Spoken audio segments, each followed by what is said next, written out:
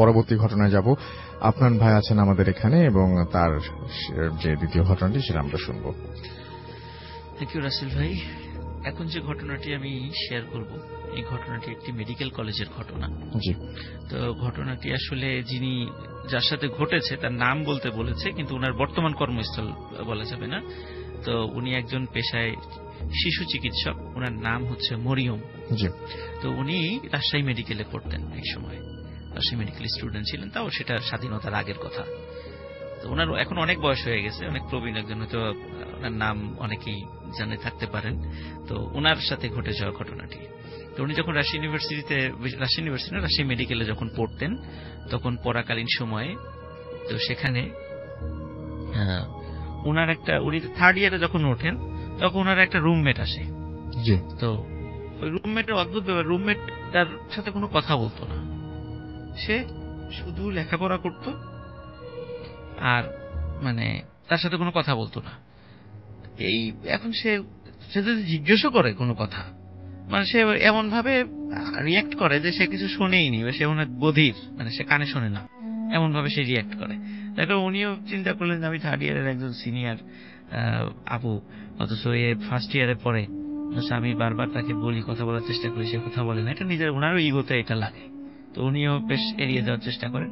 তো এরকম 2-3 সপ্তাহ হয়ে যাওয়ার পরে উনি মানে খুব বিরক্ত হন ওই আচরণে, তার নতুন রুমমেটের আচরণে খুব বিরক্ত। একদিন রাগ করে বলেন যে তুমি কি আমাকে পাত্তা দাও না? তোমার একসাথে থাকি, তোমার সাথে এতবার কথা বলার চেষ্টা করি, কত গুরুত্বপূর্ণ কথা থাকে, তুমি কথার উত্তর দাও না কেন?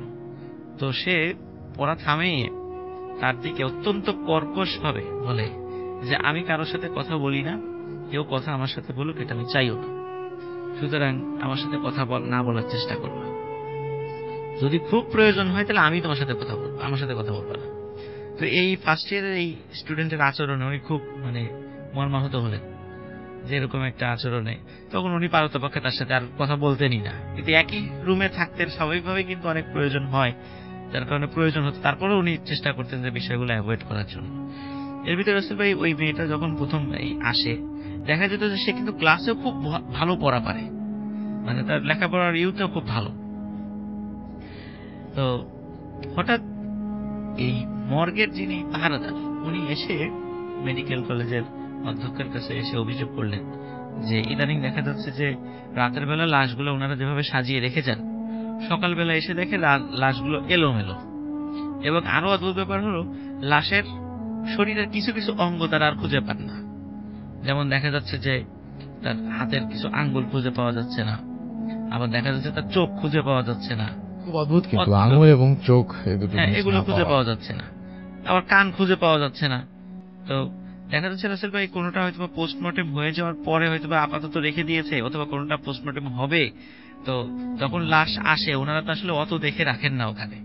তো পরবর্তীতে যখন ওই সুরতহাল রিপোর্ট যখন প্রথমে ছিল, তখন ওটার সাথে মিল করতে গিয়ে দেখে যে না, সুরতহাল রিপোর্টে তো প্রথমে এইগুলো ছিল না, প্রথমে লাশের এই বৈশিষ্ট্য ছিল, পরে আবার দেখা গেল এইগুলো তাহলে কিভাবে আসলো, লাশের এই অবস্থা কেন হলো। এই ধরনের সমস্যা যখন হলো, তখন বিষয়টা সবার টনক নড়লো প্রশাসনের, যে সুরতহাল রিপোর্টের সাথে প্রাথমিক পুলিশের রিপোর্টের সাথে পরে কিছু মেলে না, লাশের কিছু লাশের এরকম সমস্যা দেখা যাচ্ছে। এবং ওই যে প্রথমে অভিযোগ করেছিল যে যারা পাহারাদার, যে সকালবেলা দেখা যায় যে লাশগুলো এলোমেলো, তো হ্যাঁ কথার সাথে মিলছে। তখন কি করা হলো যে ওই মর্গে পাহারাদার বসানো হলো, মানে পাহারাটা আগেই ছিল, পাহাড় একটু কড়া করা হলো, যে যাতে করে এই বিষয়টা যাতে রহস্যটা উদ্ঘাটিত হয়। তো এত কড়া পাহারা দেওয়ার পরেও দেখা যাচ্ছে যে কোনো কাজ হচ্ছে না, ঘটনা ওই একই রকম ঘটছে। তো এরকম বেশ প্রশাসন, আর তখন তো আসলে ওই সময় সিসিটিভি ছিল না, এরকম এত টেকনোলজি ওই সময় ছিল না যে যাতে করে ওইভাবে অবজার্ভ করা যাবে, এই জন্য মানুষ দিয়ে যতটুকু পাহারা করানো যায় এটাই ছিল তো ওই সময়ের অবস্থার ভরসা ছিল আর কি, এটাই। তো তারপরে যখন এগুলো হচ্ছে না, তখন প্রশাসন হসপিটাল কর্তৃপক্ষ বেশ চিন্তিত হয়ে গেল যে এই লাশের চোখ বা এই নখ আঙ্গুলগুলো কোথায় যায়, এত কিছু বাদ দিয়ে কেন এগুলোই কেন থাকে না, আরো তো অনেক কিছুই তো কেটে নিয়ে যেতে পারে, কিন্তু এগুলোই কেন করছে। তো এখন তারপরে কি হলো, আস্তে আস্তে জিনিসটা কমে আসা শুরু করলো, এই টেন্ডেন্সিটা বা এই ধরনের এগুলো কমে আসা শুরু করলো করলো, ব্যাপক পাহারার পরে শেষ পর্যন্ত দেখা গেল যে লাশ কাটা ঘরের মধ্যেও পাহারা বসানো লাগলো, যে শুধু গেটে না একদম ভিতরেও পাহারা বসাতে হয়েছে এই অবস্থার কারণে। তখন আস্তে আস্তে একটু জিনিসটা কমে আসা শুরু করলো। যখন কমে আসা শুরু করলো তখন রাসেল ভাই আসল ঘটনাটা মানে প্রকাশ পেল, যে আসলে মূল বিষয়টা কি ছিল। আমরা প্রথমে যে মনিয়ম আন্টির বিষয় দিয়ে শুরু করেছিলাম, যে উনার রুমমেটের ছিল, উনি আর একটা বিষয় ফলো করতেন। তার রুমমেট মানে রাতের বেলা যখন ওয়াশরুমে যেতেন, ওয়াশরুম থেকে সে যখন ফিরে আসতো, ফিরে আসার পরে দেখতো যে সে মুখ মুছছে খুব সুন্দর করে, মানে এই মাত্র কোনো কিছু সে খেয়ে এসেছে, এরকম ভাবে সে মুখ টুক মুছতো আর কি। তখন উনি মনে করতো হয়তো ওয়াশরুম থেকে আসছে মুখ টুক ধুয়ে আসছে, এরকম করে বুঝতেই পারে। কিন্তু তার এই বিষয়টা একটু অন্যরকম ছিল, অস্বাভাবিক রকমের ছিল। এমনি মুখ ধুয়ে এসে মুখ মোছা আর খাওয়ার পরে মুখ মোছার ভিতরে কিছুটা পার্থক্য রয়েছে। এবং উনি আর একটা বিষয় খেয়াল করতেন, যে তার ওই রুমমেট বাইরে থেকে রাতের বেলা কোথা থেকে আসে, আসার পরে ওই ছোট্ট একটা পুটলিতে কি যেন মানে খাটের নিচে রেখে দেয়। আর যেহেতু তার আচার আচরণ ভালো ছিল না, উনিও তার সাথে এই বিষয়ে কোনো কথা বলতেন না, যে আবার কথা বললে কি ধরনের কি আচরণ করবে, জুনিয়র এটা নিজের মান সম্মান চলে যাবে, এই কারণে উনিও পারতপক্ষতার সাথে এই বিষয় নিয়ে কথা বলতেন না। কিন্তু একদিন ওনার খুব কৌতূহল যায় যে আসলে এই যে রাতের বেলায় এসে ওই পুটলির মতো করে কি রাখে। উনি বেশ কিছুদিন ফলো করেছে ওই এই বিষয়টা। তখন একদিন যখন রাতের বেলা সে সারাদিনই থাকে রুমে লেখাপড়া করে, কিন্তু ওয়াশরুমে দেখা যাচ্ছে সে 15 থেকে 20 মিনিট এই সময় সাথে আসে না। তো উনি চিন্তা করেছে এইবার যদি ওয়াশরুমে যাই, এই সুযোগে আমি দেখবো আসলে সে খাটের নিচে রাখেটা কি। তখন আসলে রাতের বেলা সে যখন ওয়াশরুমে রেখেছে, সত্যি ওই সময় ওই মরিয়ম আন্টি উনি দেখেছে, উনি দেখতে গিয়েছে যে আসলে খাটের নিচে কি রাখে প্রতিদিন। তখন দেখে হ্যাঁ একটা পুটলি বাঁধা। তো পুটলিটা যখনই রাসেল ভাই খুলেছে, সাথে সাথে উনি সাংঘাতিক ভাবে শক হয়েছে। উনি দেখে পুটলির ভিতরে মানুষের আঙ্গুল, চোখ, কান, জিহ্বাও আছে সেখানে। তো এই দৃশ্য যখন দেখে উনি সাংঘাতিক রকমের ভয় পান, এবং মানে কোনো মতে দ্রুত এটা মানে ঠিকঠাক মতো রেখে উনি আবার ওনার সিটে শুয়ে পড়েন। সিটে শোয়ার পরে যখন আবার ওই মেয়েটা আসে, ওয়াশরুম থেকে ফিরে আসে, সে স্বভাবভাবেই ওই যে মুখ মুছছে। তো উনি সারা রাত ঘুমাতে পারেন নাই, উনি খালি চিন্তা করছেন যে কখন রাত সকাল হবে। সকাল হওয়ার পর ওনার খুব কাছের একজন বান্ধবীর সাথে বিষয়টা শেয়ার করেন, যে রুমে এই অবস্থা। তখন বলে যে আসলে বিষয়টা তো আমাদের অধ্যক্ষ সাহেবকে জানানোর দরকার। তখন অধ্যক্ষ সাহেবকে গিয়ে যখন বলা হলো, অধ্যক্ষ সাহেব বললেন যে তোমরা আসলে মেডিকেলের পড়া অনেক চাপ, তোমরা পড়তে পড়তে মনে হয় তোমাদের মাথায় কিছু সমস্যা হয়েছে, তোমরা এক কাজ করো একটু বাড়িতে যাও, সপ্তাহখানিক বিশ্রাম নিয়ে এসো, একটু ভালো করে ঘুমাও, সামনে তোমার এক্সাম, হয়তো এই কারণে মানে মাথার সমস্যা হয়ে গেছে। কিছুতে উনি বিশ্বাস করাতে পারলেন না, এবং আরো বিশ্বাস করাতে পারলেন না। শেষ পর্যন্ত মানে আরো চেষ্টা করেছে, লোক ইন্সপেকশনেও আসার মানে মতো অবস্থা হয়ে গেলেও, কিন্তু শেষ পর্যন্ত কি কারণে যেন লোক আর ইন্সপেকশন আসে নাই ওখানে। বিষয়টা মানে হাস্যরসাত্মক হিসাবে তারা উড়িয়ে দিয়েছে। তো উনি তখন কি করতেন, যে ওনার কথা কেউ যখন বিশ্বাস করলোই না, তখন উনি আর ওই রুমমেটের সাথে রাত্রে থাকতেন না। তখন ওনার রুমমেটকে বলতো যে সামনে তো আমার এক্সাম, তো আমি আমার গ্রুপ স্টাডি করবো, আর এক রুমে গিয়ে আমার আর এক মানে ক্লাসমেটের সঙ্গে ঘুমাবো, তুমি একাই ঘুমাও। তো এই কথা বললে উনি চলে যেতেন রাতের বেলা তার সাথে থাকতেন না। একদিন রাসেল ভাই মানে ঘটনা যেটা ঘটেছে, হঠাৎ রাত ধরেন যে 1:30 কি 2টার দিকে ইলেকট্রিসিটি চলে যায়। ইলেকট্রিসিটি চলে যায়, ওনারও এক্সাম ছিল, উনি তখন জেগে পড়ছিলেন। তো চিন্তা করছি ইলেকট্রিসিটি খুব গরম, উনি একটু বারান্দায় আসেন। প্রত্যেকটা রুমের সাথে বারান্দা আছে তখন ওখানে মানে হলগুলোতে। তো বারান্দায় আসেন। তো বারান্দায় আসার পরে হঠাৎ মানে উনি যেই আসলে ওনার যে অরিজিনাল যে রুমটা, এই রুমটাও 3 তলাতে, আবার উনি যেই রুমে আবার থাকা শুরু করেছেন আর এক বান্ধবীর সাথে, সেটাও 3 তলাতে। খুব বেশি দূরে না, মাঝখানে অল্প কয়েকটা রুমের ডিফারেন্স আর কি। তো হঠাৎ উনি ওনার ওই রুম থেকে প্রচন্ড চিৎকারের একটা আওয়াজ শোনেন। তো প্রচন্ড চিৎকারের আওয়াজ শুনলে উনি দ্রুত সেখানে চলে যান, কারণ উনি বুঝতে পেরেছেন যে এই আওয়াজটা তার রুম থেকেই আসছে। তখন উনি যখন দ্রুত তার রুমে চলে যান, গিয়ে একটা ভয়ঙ্কর দৃশ্য দেখেন। সেটা হচ্ছে যে আর একটা মেয়েকে ওইখানে নিয়ে এসে, ওই যে তার যে ফার্স্ট ইয়ারের যে মেয়েটা ছিল আর কি, তার রুমমেট, সে মানে তার হাত, ওই মেয়েটার হাত মটমট করে চিবিয়ে খাচ্ছে। এই দৃশ্য দেখে উনি তো সাংঘাতিকভাবে ভয় পান, এবং যখনই ওই মেয়েটা তাকে দেখে ফেলে যে তার এই দৃশ্য দেখে ফেলেছে, তখনই ওই মেয়েটা জানালা দিয়ে লাফ দিয়ে চলে যায়। কিন্তু আচ্ছা। রাসেল ভাই ওই ইটা ছিল কিন্তু 3 তলা, মানে ওই ফ্লোরটা ছিল কিন্তু 3 তলা, আর জানালা কিন্তু শিক ছিল। রাইট। সে আরো চিৎকার চেঁচামেচি শুরু করে, আশেপাশের লোকজন চলে আসে। লোকজন চলে আসার পরে দেখে যে যার ওই যে কামড়ে ছিল সে ওখানে ডেড, মানে মারা গেছেন সেখানে, এবং বলে যে এই কাজটা যে করেছে সে জানালা দিয়ে ঝাঁপ দিয়ে চলে গেছে। সবাই বলে যে জানালা দিয়ে ঝাঁপ দেবে কিভাবে, এদিকে এইভাবে তো কোনো মানুষ যাওয়া যায় না, জানালা শিকানো ছোট, এতে কোনো মানুষ যেতেই পারবে না। এবং দেখা আসলে সত্যি রাসেল ভাই যে ও যে ওই মেয়েটার মানে হাত খাওয়া শুরু করেছিল, রক্তও তো পড়েছিল, রক্তের ছাপটা জানালা পর্যন্ত, যে মানে ওর পায়ের ছাপটা, যে পায়ের সাথে রক্ত লেগেছিল জানালা পর্যন্ত গিয়ে শেষ হয়ে গেছে। কিন্তু জানালার নিচে যে সে কোথায় পড়েছে কিছুই আর জানা যায়নি। তো পরবর্তীতে ওই রুমটা আসলে সিল করে দেওয়া হয়, অনেক দিন সিল ছিল। তো মরিয়ম আন্টি বলেছে যে এখন ওই রুমটায় কেউ থাকে কি থাকে না, উনি রুমের নাম্বারটা বলতে রাজি হন নাই, তো এটুকু বলছে রুমটা 3 তলাতে। তো বলছে এখন ওইটার কি অবস্থা, ওখানে কি থাকে না, এই বিষয়ে উনি কিছু বলতে পারেন না।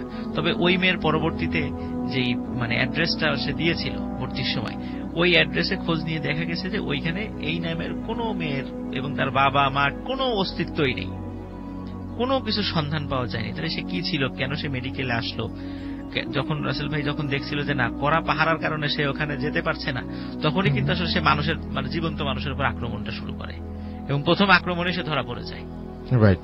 তো যাই হোক, পরবর্তীতে তার কোনো আর অস্তিত্ব পাওয়া যায় নাই। রাজশাহী মেডিকেলে যারা অনেক পুরাতন যারা আছেন, এই গল্পটা অনেকের মুখে মুখেই আছে আর কি। আজকে গল্পটা শেয়ার করলাম। Thank you so much.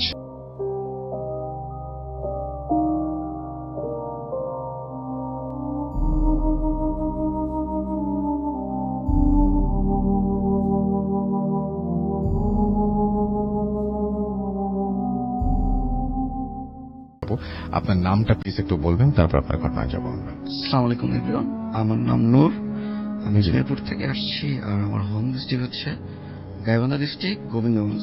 আচ্ছা আচ্ছা আচ্ছা, আমি বলবো আমার বাবার কথা। আমার বাবার নাম হচ্ছে আব্দুল সত্তার প্রধান। জি। উনি লাইফে অনেক হরর এক্সপিরিয়েন্স করেছে, এবং এটা আশা করি পরে হতে আরো মানে আবার এসে শেয়ার করবো সে নিজে, বাট ওনার মানে একটা ঘটনা আমি শেয়ার করবো। জি। এইটা হচ্ছে যুদ্ধ জাস্ট 1971 সালের পরে, মানে জাস্ট যখন যুদ্ধ হয়েছে তারপরে আমার ফাদার জাস্ট আমার নানুর বাসা, মানে এটা বলে গোবিন্দগঞ্জ, মানে আমরা স্বাধীন হয়েছি তারপরে, স্বাধীন হওয়ার পরে। তো উনি ওই আমার নানুর বাসা, এটা হচ্ছে কোচা শহর বলে, ওইখান থেকে জাস্ট ওখানে অনুষ্ঠান ছিল, অনুষ্ঠান শেষ করে জাস্ট বাসায় চলে আসবে। তো তখনকার তো তেমন মানে ভেহিকল ছিল না, তখন যেটা হয়তো হয় গরুর গাড়ি কিংবা সাইকেল কিংবা আদারওয়াইজ হেঁটে আসা, এরকম একটা ইয়ে ছিল। তো ওইখান থেকে যেটা ডিস্টেন্স ছিল রাস্তার, আমাদের বাসা থেকে আমার নানুর বাসায় অলমোস্ট 10 কিলোমিটার 12 কিলোমিটার এরকম। তো আমার আব্বার কাছে ছিল সাইকেল, সাইকেলে উনি রওনা দেয়। আগে তখনকার সময় তো সন্ধ্যার পর পরে একটু মানে সব ইয়ে হয়ে যায়, চুপচাপ হয়ে যায়। তো উনি রওনা দিচ্ছে ওই রাস্তা দিয়ে। এই রাস্তার ভিতরে মানে একটা জায়গা ছিল, এটাকে বলা হয় শ্রীমুখ গাবতলী। আচ্ছা আচ্ছা। তো এই জায়গাটাতে মানে এমন একটা প্লেস যেখানে মানুষ সন্ধ্যার পরে মানে মাগরিবের নামাজের পরে আর চলাচল করে না, বন্ধ করে দেয় আর কি। তো ওইখানে আসার পরে জাস্ট মানে একটা অদৃশ্য থেকে একটা সাউন্ড আসতেছিল এরকম যে মানে এত রাতে তুই কই যাস, কিংবা এত রাত্রে যাওয়াটা ঠিক হয়নি এরকম। আমার আব্বা আগে থেকে একটু গেস করতে পারছিল, উনি একটু কিছু দোয়া কালাম এগুলো জানতো, তো যেটা করা দরকার ওটা উনি নিজেকে মানে এটাকে শরীর বন্ধ করে রাখছে আর কি। সো তারপরে উনি যায়। তা এই মানে এখানে লোক মুখে যেটা জানা যায়, এখানে অনেক হিউজ অনেক জিন এখানে থাকতো এই গাবতলায়। তো ওখান থেকে একটা জিন মানে এটাকে মানে আমার বাবার পিছনে পিছনে সে আসে আর কি। তো এই রাস্তায় চলাকালীন সে বিভিন্ন রকম সাইড থেকে সাউন্ড করে, ডিস্টার্ব দেয়, সাইকেলকে যেতে দেয় না, ঝামেলা করে। তো মাঝে মাঝে আমার আব্বা আবার দোয়া সুরায় তো পড়তেছেই। এই ভিতর আস্তে আস্তে মানে আরেকটা প্লেস আছে, এটা বলে হচ্ছে গোবিন্দগঞ্জ ডিগ্রি কলেজ মোড়। এইটা একটা হরর প্লেস। তো এইখানে আসার পরে যেটা হয়, ওইখানে আমার আব্বা একদম রাস্তার সাইডে একটা দেখে, এটা হচ্ছে হিন্দুদের একটা দেবী আছে, দুর্গা দেবী, জি জি, লাইক এইরকম একটা সে একটা ধারণ করে আর কি। বাট এর ফেস ছিল একটু হরর টাইপের। দুর্গা তো আমরা জানি যে দুর্গার ফেস একটু সুন্দর, বাট এর ফেসটা ছিল হরর টাইপের, একদম দাঁত বের হয়ে রক্ত পড়তেছে, মাথা লম্বা, মানে ভয়ঙ্কর তারপরে ধারণ করছে, হাত ছিল বিভিন্ন রকম। তো বিভিন্ন রকম সে কাছে ডাকার জন্য এ করতেছিল, পথে বাধা দেওয়ার জন্য চেষ্টা করতেছিল। আমার আব্বা ওখানে দৌড় করে একটু জাস্ট পার হয়ে চলে আসছে, মানে সে মানে ফেইলিওর হয়েছে আমার আব্বাকে আটকাতে। বাট ইতিমধ্যে মানে অপোজিট থেকে আরেকজন লোক সে যাচ্ছিল, সেও সাইকেলে। তো আমার আব্বা তখন তাকে বারণ করে যে ভাই প্লিজ আপনি যান না, মানে রাস্তায় প্রবলেম হচ্ছে, আপনি প্রবলেম করবেন। তো উনি বলছেন না কি প্রবলেম, আমি রেগুলারই যাই, তবে আজকে একটু দেরি হয়ে গেছে, জানি রাস্তায় খারাপ, কিন্তু আশা করি প্রবলেম হবে না। তো আমার বলছে যে না দেখেন, তারপর সাবধানে যায় আর কি। তো যাওয়ার পরে একটু পরে আবার চিৎকার আওয়াজ আসে। তো তখন আমার বাবা একটু ব্যাক করেছে, না লোকটা নিশ্চয়ই কোনো বিপদে পড়তে পারে, আমি একটু দেখি। তো আবার ব্যাক করে ওই জায়গায় আসে। আসার পরে দেখা যায় যে ওই যে জায়গাটা প্লেসে মানে হরর প্লেস, তার সাইডে তো অনেক জমি, পাশাপাশি ডোবা ছিল। তো এই ডোবার সাইডে ওই লোকটাকে সে অলমোস্ট সাইকেল সহ ওইখানে মানে ফেলে দিয়েছে আর কি। তো আমার আব্বা যাওয়াতে ওই অবয়বটা ওখান থেকে সরে গেছে। সরে যাওয়ার পরে তো আমার আব্বা তো অনেক দোয়াটা করলো, করার পরে ওই লোককে উঠাইলো। উঠার পরে যেটা দেখা গেল, সাইকেলের অনেক অংশ ভেঙে ওই পার ভিতর উনি মানে ঢুকাই যাওয়াতে উনি অনেক আহত হয়েছে, হাঁটতে পারছে আর অনেক রক্ত ঝরছে আর কি। তখন আমার আব্বা ওনাকে একটু সাহায্য করার জন্য ধরে আশেপাশে তো কোনো বাসা ছিল না, মানে একটু দূরে যাওয়া লাগছে, যা একটু একটা বাসা পাইছে, ওখানে ওনাকে সেভে রাখাইছে, রাখে আবার ব্যাক করছে। বাট এইটাতে ওই অবয়বটা আরো রাগান্বিত হয়েছে, না কেন আমার তো ডিস্টার্ব দিচ্ছে, এরকম একটা ব্যাপার। তো এই পথের ভিতর তখন বিভিন্ন রকম বিড়াল হচ্ছে, একবার কুকুর হচ্ছে, সাইকেলে বাড়ি দিচ্ছে, সাইড থেকে আওয়াজ আসছে, বিভিন্ন রকম ভয়ঙ্কর আওয়াজ, মানে কথা বলতেছে করতেছে। আমার বাইকগুলো নিয়ে আর অতটাই মানে ভ্রুক্ষেপ করেনি, উনি সাহসিকতার সাথে রাস্তা দিয়ে চলে যাচ্ছিল।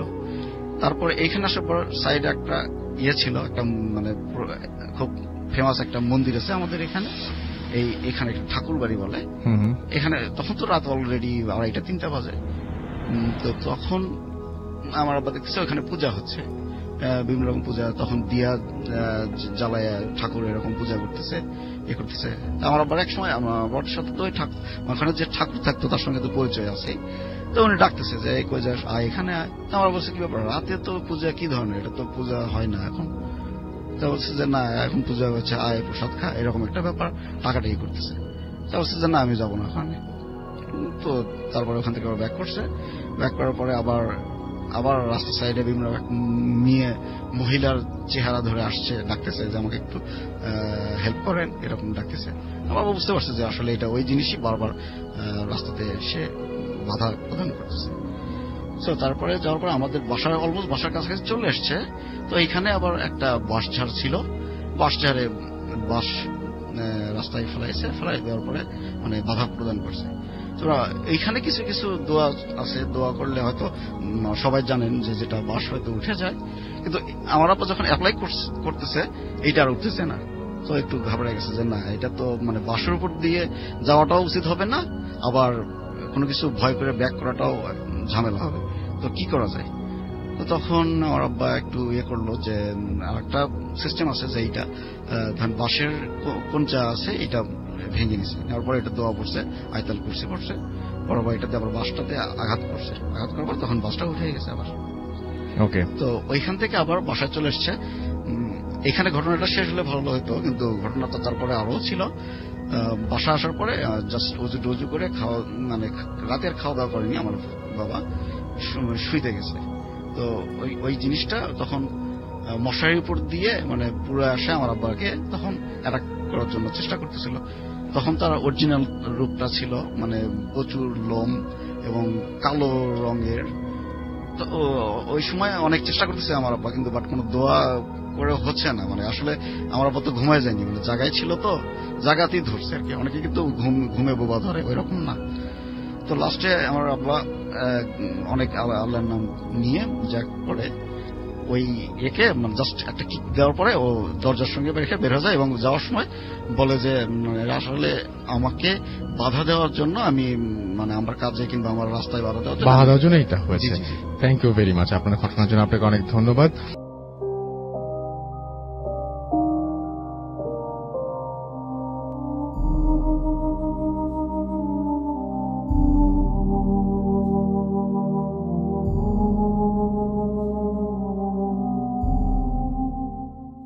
আমি শুরু করতে চাই, বাবু ভাই আমাকে কয়েকদিন আগে ফোন করেছিলেন এবং বলছিলেন যে একটা চমৎকার ঘটনা তিনি পেয়েছেন। সেই ঘটনাটা দিয়ে আমি আজকের ভূত এফএমটা শুরু করতে চাই। তো শুরুতেই আমরা যাচ্ছি বাবু ভাইয়ের কাছে। ভাই, এই ঘটনাটি আমি সেদিকে শুনেছিলাম, আমার বেশ ভালো লেগেছে এবং আমি এর জন্য আমি চাচ্ছিলাম আপনার শেয়ার করতে কাহিনীটা। এই কাহিনীটা হচ্ছে অসীমের কাহিনী, পুরো নাম অসীম সাহা। এটা হচ্ছে আপনার ঢাকার উত্তর অঞ্চলে যেখানে এখন বন্যা হচ্ছে এই একটা এলাকার কাহিনী। তো যাই হোক, ঘটনায় চলে যাই। ঘটনা হচ্ছে যে অসীম সাহা ওরা যেখানে থাকতো ওই গ্রামটা হচ্ছে প্রধানত মানে হিন্দু প্রধান গ্রাম, বেশিরভাগ মানুষ সনাতন ধর্মাবলম্বী। আচ্ছা, যে ওখানে থাকতো এবং ওরা মোটামুটি বেশ শান্তিপ্রিয় একটা অঞ্চল ছিল, সেখানে মানুষের মধ্যে খুব ভালো একটা হারমোনি বিরাজ করত।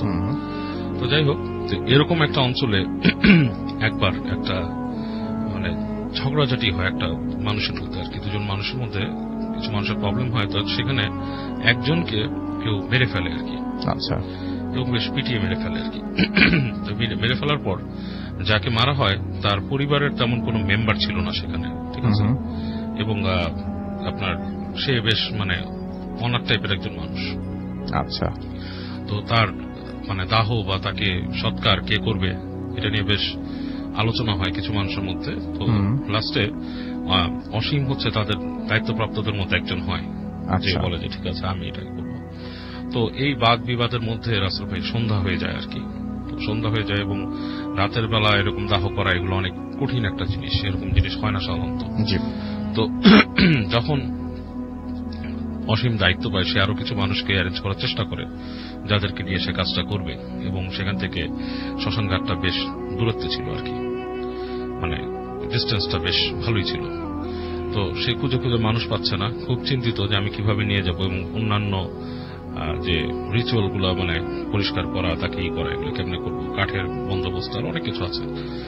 তো সব মিলায় সে লাস্টে তার সাথে দুজন মানুষ পায় যারা মানে এই ব্যাপারটা তাকে হেল্প করতে রাজি হয়, কিন্তু তাদের শর্ত থাকে যে আমরা তোমার সাথে লাশটা নিয়ে যাব এবং ওখানে শ্মশানঘাটে নিয়ে এরপর আমরা দায়িত্ব পালন করতে পারবো না, আমরা চলে আসবো, এবং তারপরের কাহিনীগুলো আমরা হয়তো এখানে চেষ্টা করবো ই করতে।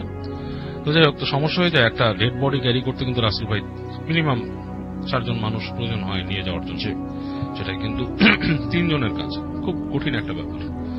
তো তারা যেটা করে, একটা আপনার মাচার মতো তৈরি করে 3 পাশে বাঁশ দিয়ে, এবং একজন সামনে থাকে, পেছনে 2 জন, এভাবে করে তারা বডিটাকে ওখানে নিয়ে যাওয়ার ব্যবস্থা করে।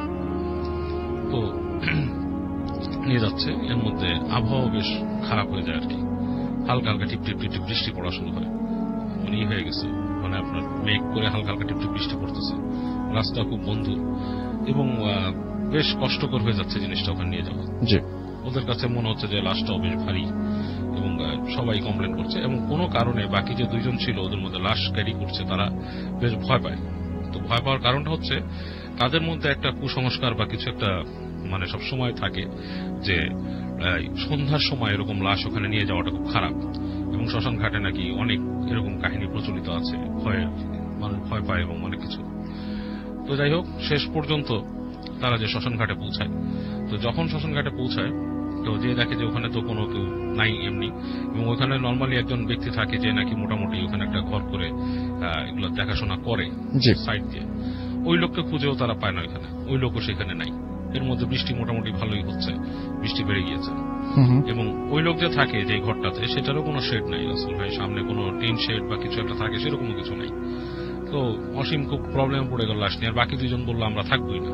তারা খুবই মানে তার সাথে করে মানে চলে যায় আর কি। সে দেখে যে তারা চলে গেল, যে দৌড় দিল এবং তাদের আর পিছনে ডেকেও সে ফেরাতে পারলো না। আচ্ছা। এবং তারা তাকে বলে গেছে যে আমরা যে তোমার জন্য অন্য ব্যবস্থা করব, কি কাঠ টাট কি কি লাগে, কি কি অন্যান্য যা যা লাগে সেগুলো ব্যবস্থা করে দিচ্ছি, বাট এখানে আমরা থাকবো না, রাত্রে কেউ নাই। তো অসীম এটাতে বেশ মানে আপনার চাপের সম্মুখীন হয়ে যায়, মানসিক চাপ। একটা লাশ নিয়ে বসে আছে, বৃষ্টি হচ্ছে এবং সেই আপনার কোনো শেড পাচ্ছে না সেটাকে রাখার জন্য, এবং যে একটা কাপড় টাপড় দিয়ে পেঁচাই দিয়েছিল সেটাও ভিজে গেছে, লাশটা অলরেডি ভিজে গেছে। তো সে একটা লাশ নিয়ে বসে থেকে খুব ভয় পায় রাসেল ভাই। তো এক সময় সে যেটাকে করে, ওই ঘরটার একদম কাছে নিয়ে সে মনে করে যে আমি ঘরটাকে ঢোকার ব্যবস্থা করি, দেখি কিছু করা যায় কিনা। তো গেটটাকে চাপ দেয়, দেখে যে গেটটা খুলে গেছে, ভেতরে ঘর, এবং সে মানুষ আসে, দেখে ও ভেতরে ঢুকে যে দেখে ওখানে কোনো মানুষ নেই। মানুষ থাকার কথা ছিল, একজন তাকে এমনিও খুঁজে পায়নি, সে মানুষও নাই, এবং ঘরটার মধ্যে কেউ থাকে সেরকম অবস্থাও না, সেরকম কোনো কিছু না সেরকম মানুষ থাকলে একটা বিছানা বালিশ কিছু একটা থাকে, কিছুই নাই ঘরটার ভেতরে। তো সে ওই লাশটাকে নেয়, নিয়ে ওই ঘরের মধ্যে রাখে, রেখে সে চুপচাপ বসে থাকে ঘরের মধ্যে। বাইরে বৃষ্টি হচ্ছে, বৃষ্টির তোড় বাড়তেছে আস্তে আস্তে। এখন সে মনে করে যে এখন কি করব, কোনো মতান্তর নাই, এমন যে তার কাছে যে কিছু খাবার দাবারও আছে সেরকমও না। তো বেশি বসে আছে, একসময় তার একটা ঝিমুনির মতো লাগে। তো ঝিমুনির মতো যখন লাগে তখন সে হঠাৎ করে দেখে যে কি জানি কাঁদতেছে, খুব গলায় কাঁদতেছে, মানে আপনার মানে করুণ স্বরে একটা কান্নার শব্দ শুনে। তো ও ধর্মর করে উঠে বসার পরে দেখে যে কান্নার শব্দটা ঘরের কোণার থেকে আসতেছে। এখন কিছু দেখা যাচ্ছে না, অন্ধকার। তো ওর কাছে একটা ম্যাচ ছিল, সেই ম্যাচ বের করে ম্যাচ জ্বালার পর দেখে যে কিছুই নাই, ওই কোণার মধ্যে ইটা বসে গেছে, মানে ওই যে জিনিসটা শুয়ে আছে, লাশটা যে পড়ে আছে লাশটাই, কিন্তু কোনো কিছুই নাই। তো ম্যাচটা একসময় নিভে যায়। তো আবার অনেকক্ষণ কান খাড়া করে থাকে, দেখে আবার শব্দ নাই কোনো, আবার অনেকক্ষণ বসে থাকে, আবার কিছুক্ষণ পর আপনার সেই একটা করুণ কান্নার মতো শব্দ হয়। তো এইবার সে ম্যাচটা জ্বালতেই তার কাছে মনে হচ্ছে যে লাশটা যেভাবে ছিল তার থেকে একটু নড়ে গেছে, মানে লাশটা যেই অবস্থা ছিল তার থেকে একটু নড়ে আছে। আচ্ছা। ওর মধ্যে বিশাল মানে একটা ধাক্কা খায়, ভয় পেয়ে যায়, এবং তার যে ঘরের গেটটা লাগানো ছিল, গেটটা ভেজানো ছিল, সেটা খুলে গেছে, মানে বেশ ফাঁক হয়ে আছে। তো একটা ভয় পায় যে ওই অঞ্চলে মানে যদি কোনো শিয়াল বা কিছু লাশের গন্ধ পেয়ে যদি ওখানে চলে আসে, সেটারও একটা ভয় থাকে। তো সে উঠে যায়, একটা ম্যাচ তো বেশিক্ষণ আর থাকে না, সে উঠে যায়, উঠে আপনার গেটের কাছে যায়, হেঁটে যে গেটের মধ্যে দেখে কেউ নাই, বৃষ্টি হচ্ছে সেরকম। তো হঠাৎ করে সে একটা মানে পিছনে কি একটা ফিল যখন হয়, সে হঠাৎ করে ঘুরে দেখে যে লাশটা উঠে বসে আছে, মানে লাশটা একদম উঠে বসছে যেরকম হয়, এবং সেই লাশটা তাকে বলতেছে এখানে, আমাকে যে পিটিয়ে মারলো তোরা প্রতিবাদ করলি না, এটা কোনো কথা করলি, আজকে আমি কষ্ট করতেছি, পানিতে ভিজে কষ্ট করতেছি।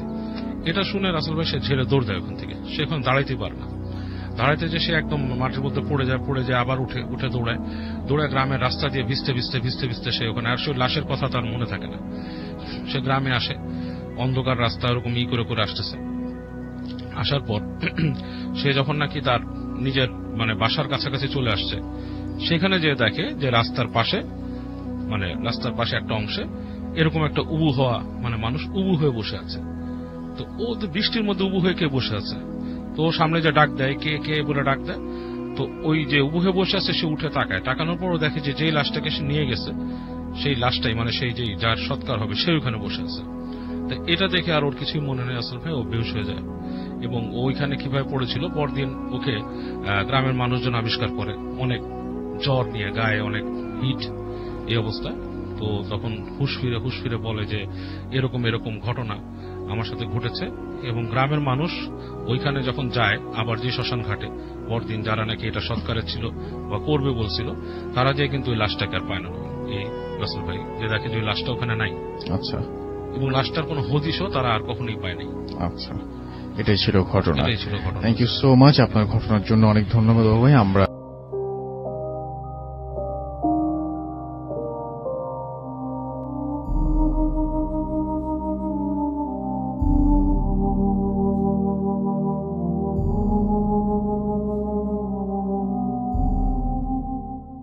ঘটনায় আমাদের সঙ্গে থাকুন, এবং যে কোনো কিছু জানাতে আমাদের সাথে ভিজিট করতে পারেন www.facebook.com/radio.futi অথবা www.facebook.com/bhutfm.russell, দুটো পেজের যে কোনো একটি পেজ।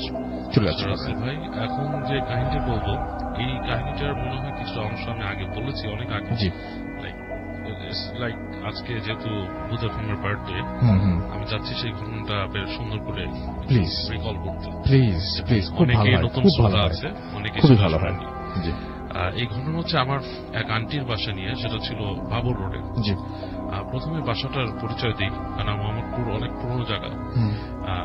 একটা সময় সেখানে পাকিস্তান আমলে হাউজিং তৈরি হয়েছিল, বিভিন্ন বাড়ি ঘর, জি। এবং Babar road, Humayun road, Iqbal road, এসব জায়গায় অনেক বড় বড় বাড়ি ছিল তখন। সো যে বাসাটা আমার আন্টি নিয়েছিল সেটা রিনোভেট করে নেওয়া, সেটা হচ্ছে পাকিস্তান আমলের বাসা, এবং যুদ্ধের সময় সেখানে পাকিস্তান আর্মি ক্যাম্প করেছিল। এবং সেই বাসাটার আমরা যখন দেখতে যাই তখন আমি খুব ছোট, আমি মনে হয় ক্লাস 2 তে পড়ি বা সামথিং লাইক দ্যাট। তো যে দেখি যে বাসার মধ্যে তখনও গুলির স্পট ছিল দেয়ালের ভেতরে, যে গোলাগুলি হয়েছে স্পটগুলো রয়েছে। এবং ওটার কিচেনের মধ্যে একটা আলাদা চুলা তৈরি করা ছিল, যে আর্মিরা যে এখানে কিছু রান্না করতো আর কি।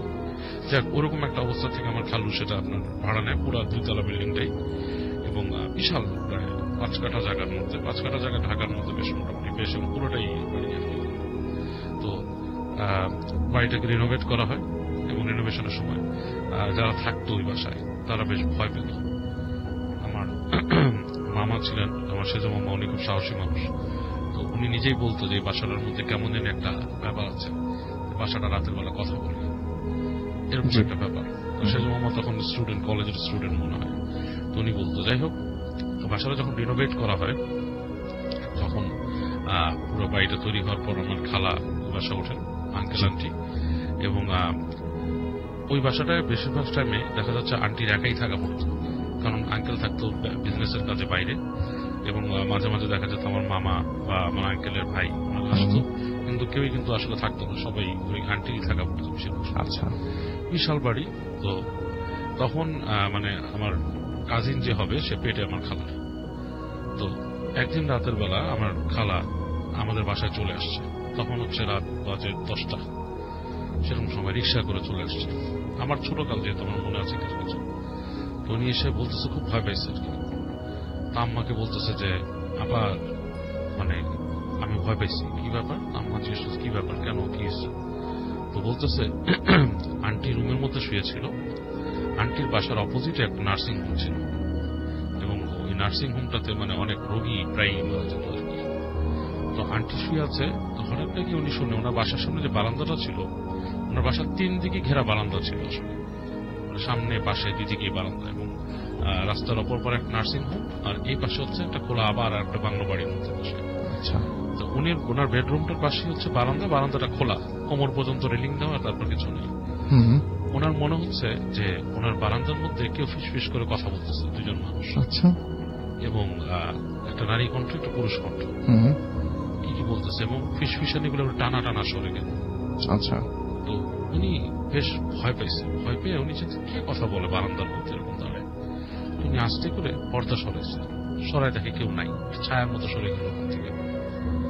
পরে উনি যখন দরজা খুলছে দেখে কেউ নাই, পুরা নিশুতি, কারণ ওইখানে রাত 9:30 10টা, ওই সময় অনেক রাত হয়ে যেত, সেই আগের আমলের কথা বলছি, তখন আমি খুব ছোট।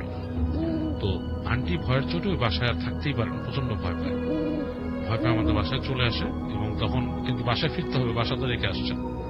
তো তখন আমার মনে আছে আমাকে ছোটকালের সাথে করে নিয়ে যায় আন্টি, নিয়ে যায় রাতের বেলা, উনি আমাকে শোয়াই দিয়ে তারপর উনি ছিলেন। তো খুব ভয় পাচ্ছিলেন, এবং ওই বাসাটা রাসেল ভাই, আমি যখন ছোট আমারও মনে হতো, আমি যখন উঠে যদি আন্টির বাসায় কখনো এই রুম থেকে ওই রেস্টরুমে যেতাম, আমার মনে হতো কেউ একজন বসে আছে ওখানে, ঠিক মানে ওই যে যেখানে ড্রয়িং রুমটা ছিল, ড্রয়িং রুমের সাইডে মনে হতো কেউ বসে আছে খাপটি মেরে, এবং বাসাটার মধ্যে কেমন উদ্ভট উদ্ভট শব্দ শোনা যেত, মনে হতো কেউ মানে হঠাৎ করে জোরে শ্বাস নিতেছে, ঢেক তুলতেছে, হ্যাঁ মানে গড় গড় করতেছে, মানে উদ্ভট উদ্ভট শব্দ, বিশেষ করে রান্নাঘরের সাইডটা বেশি। এবং আমার নিজের চোখে দেখা যে রান্নাঘরে যে গোলাগুলি মানুষ মারছে, যে ইগুলো ওখানে ছিল, স্পট গুলো ছিল। আচ্ছা, যাই হোক, ওই বাসার ঠিক নিচতলায় একটা ফ্ল্যাট ছিল পাশে, ওইখানে একজন মহিলা থাকতো। উনি আন্টিকে বলছে যে ওইখানে উনি শুয়ে আছে রাতের বেলা, হঠাৎ করে উনি দেখে যে ওনার যে রুম, ওই বাসার রুম থেকে একটা ছায়া মূর্তি আসছে মানুষের মতো পুরো আসছে, এসে উনি শুয়েছিল ওনার পায়ের কাছে সে বসছে এবং উনি প্রায় নাকি ওখানে শুধু দীর্ঘশ্বাস শুনত, মানুষ দীর্ঘশ্বাস দিচ্ছে এরকম দীর্ঘশ্বাস দিচ্ছে। তো ওইটা উনি দেখলো ছায়ামূর্তি আসলো এবং এসে ঠিক ওনার পায়ের কাছে, মনে হলো যে খাটের পায়ের কাছে হাঁটু কেড়ে বসলো, যেরকম বসে একদম হু হু করে মানুষের মতো কান্না শুরু করলো। আচ্ছা। এবং সাউন্ড আসতেছে, হু হু করে কাঁদতেছে। উনি ভয়ে অসাড় হয়ে পুরো বেহুশের মতো হয়ে গেছিল। এবং তারপরে ওনারা যেটা ফাইন্ড আউট করলো, ওনারা পরবর্তীতে, আমার আঙ্কেল আসলে খুব একটা বিশ্বাসী এইসব দিকেই ছিলেন, উনি সাথে নেই, বাট ওনারা মনে করলো যে বাসাটার মধ্যে কোনো ঝামেলা আছে, ঝামেলা হাহাকার বা কিছু আছে। আমার খালা জোর করেই আমার কাজিন হওয়ার আগে ওখান থেকে মুভ করে চলে যায় বাসাটা থেকে। আচ্ছা। এবং বাসাটা কিন্তু আমি তারপর অনেকদিন দেখেছি বাসাটা খালিই পড়েছিল। ওই বাসায় যে আপনার কি কোনো ফিলিং হয় কখনো? আমি তো এখন তো যাই না, ওই বাসা তো ছেড়েই দিয়েছিল, বাট ওই বাসাতে আমি যখন যেতাম ওই জায়গাটায়, আমি যখন চলেছিলাম, আমি তখন সবসময় আমার একটা ভয় লাগতো। আমি কিন্তু ছোটকালে এত ভীত ছিলাম না। আচ্ছা। মানে আমার কাজিনরা জানে যে আমার যে কাজিন গুলো মানে আমার সাথে কমিউনিকেট করার মতো বয়স আছে, তারা জানে আমি কিন্তু এই ভূত টুত নিয়ে ছোটকালে খুব একটা ভয় পেতাম না। তো আমার কিন্তু ওই বাসাটায় গেলে একটা আজব ফিলিং হতো এবং ভয় পেতাম। হ্যাঁ, মানে ওই বললাম তো যে ওখানের করিডোর দিয়ে হাঁটলে ঠিক রান্নাঘরের কাছে গেলেই মনে হতো যে কিছু একটা ওখানে আছে, এবং মানে খুবই মানে একটা জিনিস। আর এই ছায়ামূর্তি টাইপের জিনিসটাকে আমি বিশ্বাস করি রাসেল ভাই, আমার জীবনে মানুষ তো অনেকে বলে যে ভূত দেখা বা কিছু, হয়তো আমি সামনাসামনি ওইভাবে না দেখলেও এই ছায়া জিনিসটাকে, ছায়া মূর্তি বা ছায়া, এই জিনিসটাকে আমি অনেকবার আমার জীবনে দেখেছি। আচ্ছা। এবং এটা আমি একদম হলপ করেই বলতে পারি, যেহেতু আমি স্পষ্ট দেখেছি। There is no way of denying this thing. Right. So এটাই ঘটনা ছিল।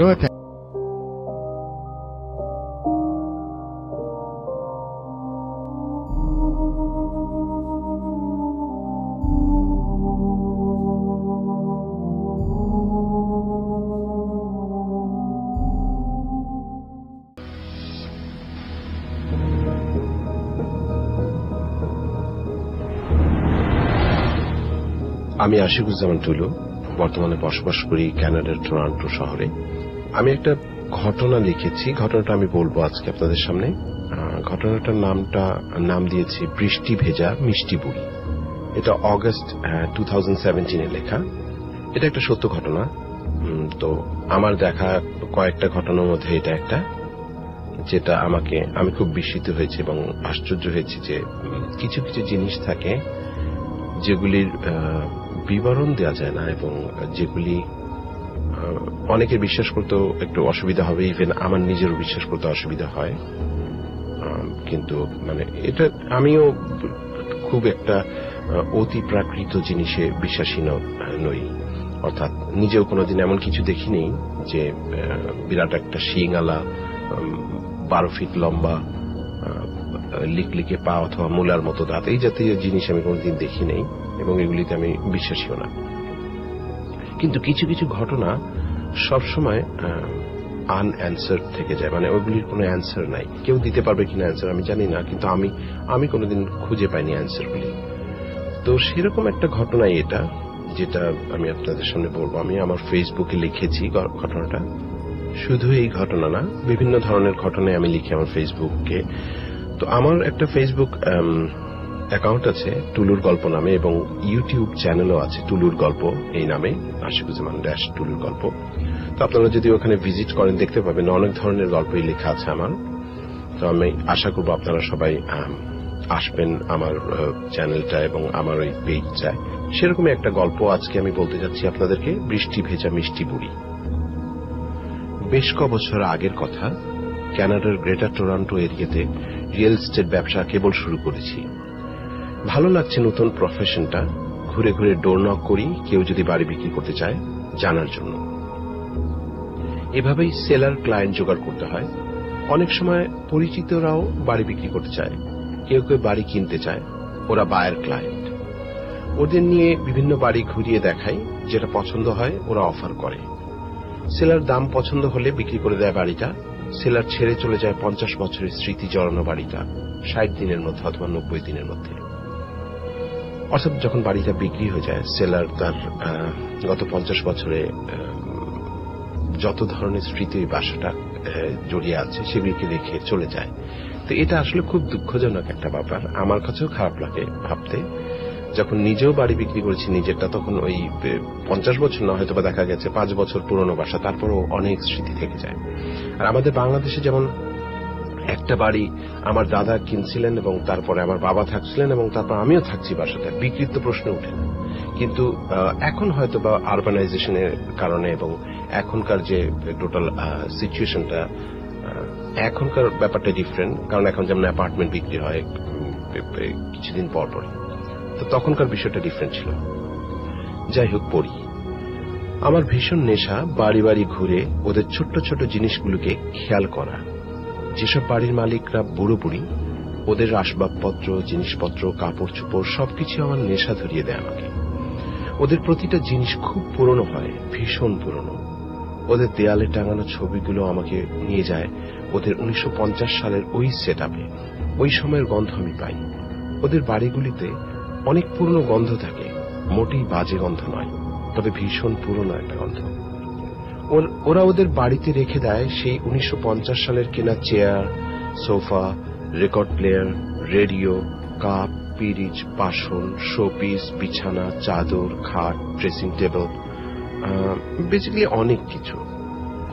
এই বুড়ো বুড়িগুলো অত্যন্ত ভদ্র হয় আর মাই ডিয়ার হয়, যা বলে বোঝানো সম্ভব না যে কতটা ভদ্র ওরা। যখন আমি আমার বায়ের ক্লায়েন্ট নিয়ে বাসা দেখাই, সাধারণত বাসার মালিক বাসায় থাকে না, যাতে করে ক্রেতা মন খুলে বাসাটা দেখতে পারে।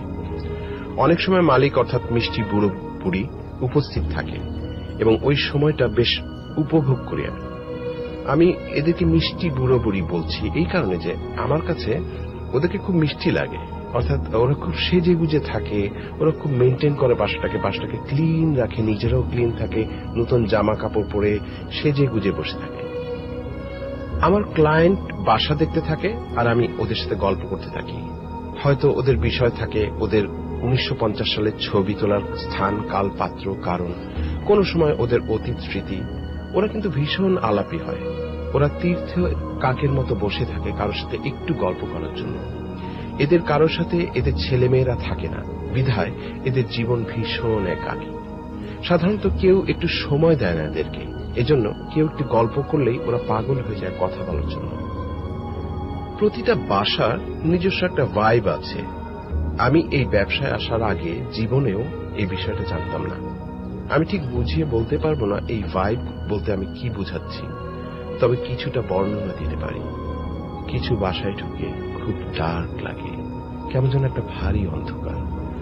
লাইট জ্বালানোর পরেও সরতে চায় না অন্ধকারটা, কেমন যেন স্যাঁতসেঁতে একটা পরিবেশ।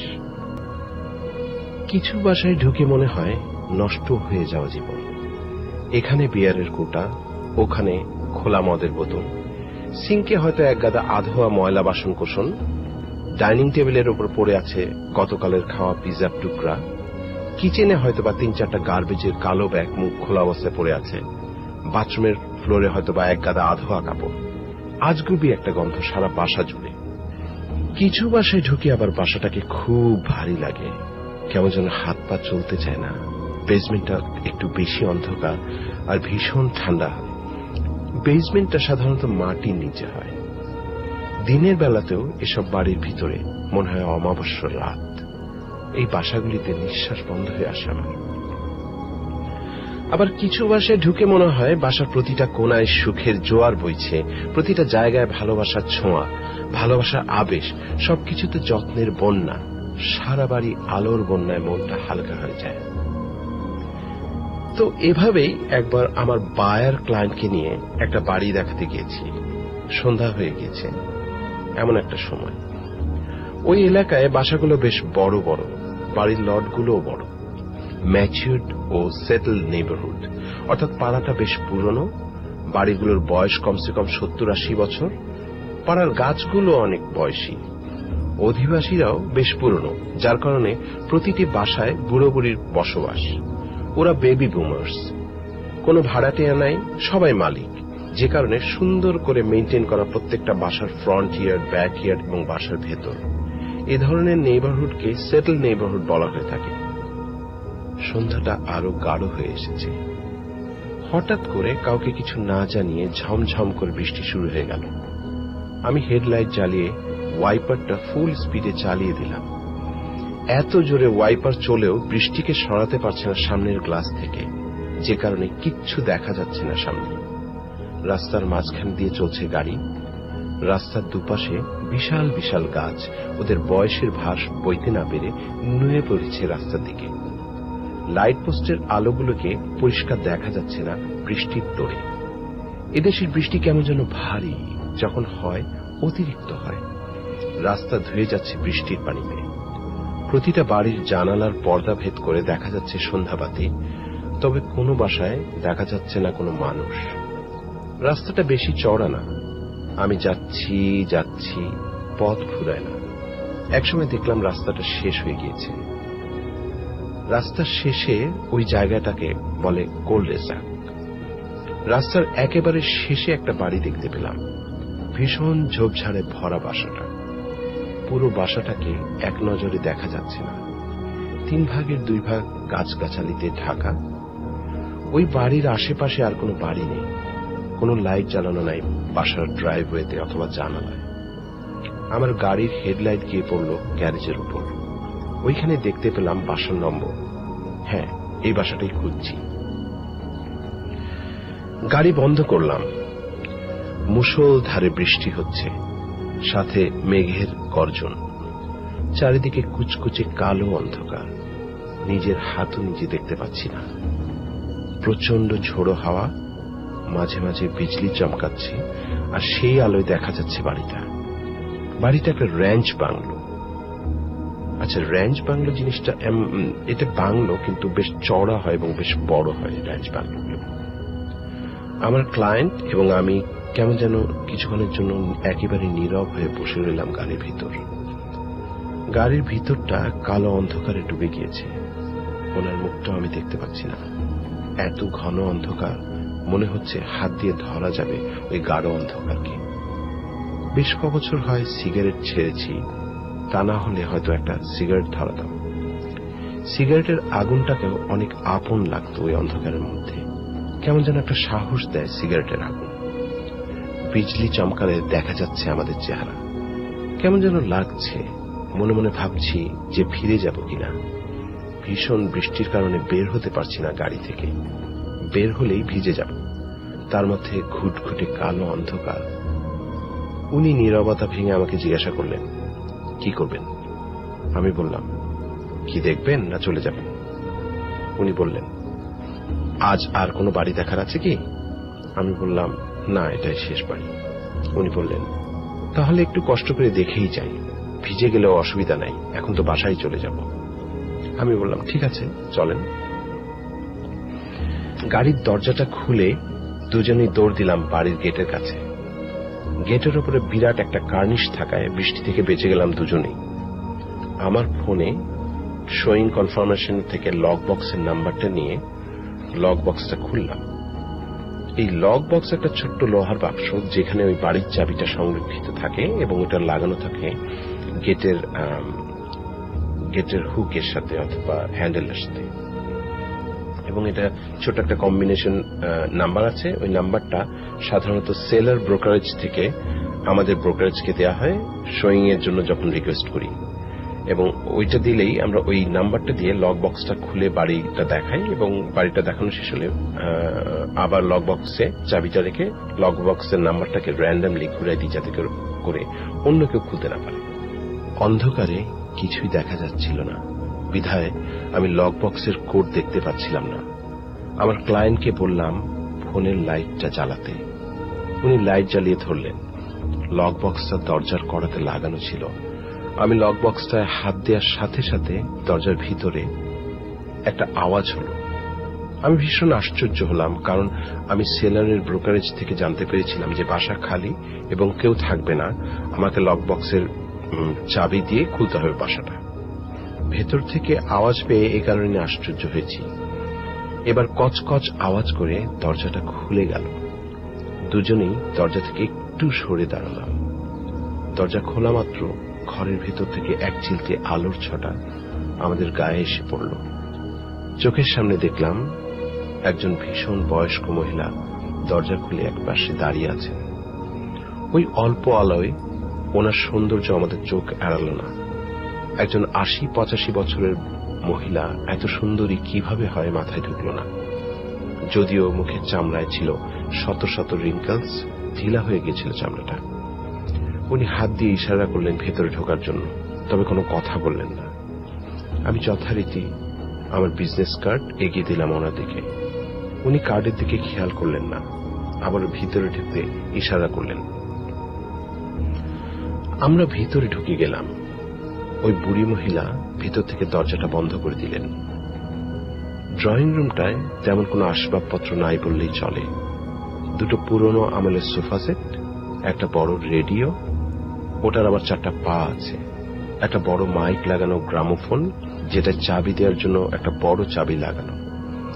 ঘরের এক কোণে পুরনো দিনের টেবিল ল্যাম্প জ্বালানো, খুব কম পাওয়ারের লাইট মনে হলো।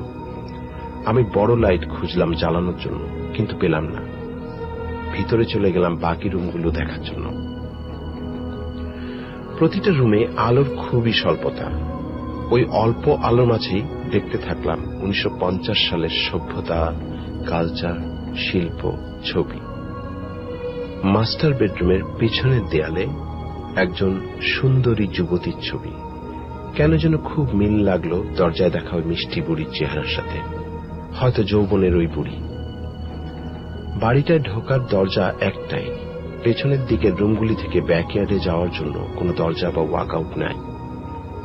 জানলা দিয়ে বিজলির আলোতে পরিষ্কার দেখতে পেলাম ব্যাকইয়ার্ডের পেছনে বিশাল রাভিন। এখানে জঙ্গলকে রাভিন বলে। বেশি দূরে দেখা গেল না রাভিনটা, তবে বেশ ঘন রাভিন। ওপরে দেখার পর বেসমেন্টে চলে গেলাম। বাড়িটার ভাইব আমার কাছে কেমন যেন ভারী লাগছিল। মনে হচ্ছিল কোন একটা নষ্ট অতীত আছে বাড়িটার, ভালো ঠিক ছিল না। বেসমেন্টে বেশ ঠান্ডা অনুভব করলাম। ফিনিশড বেসমেন্ট, কার্পেটে মোড়া পুরো ফ্লোরটা, তবে বেশ পুরনো কার্পেট। কোন রুমে মানুষের বসবাসের চিহ্ন দেখলাম না।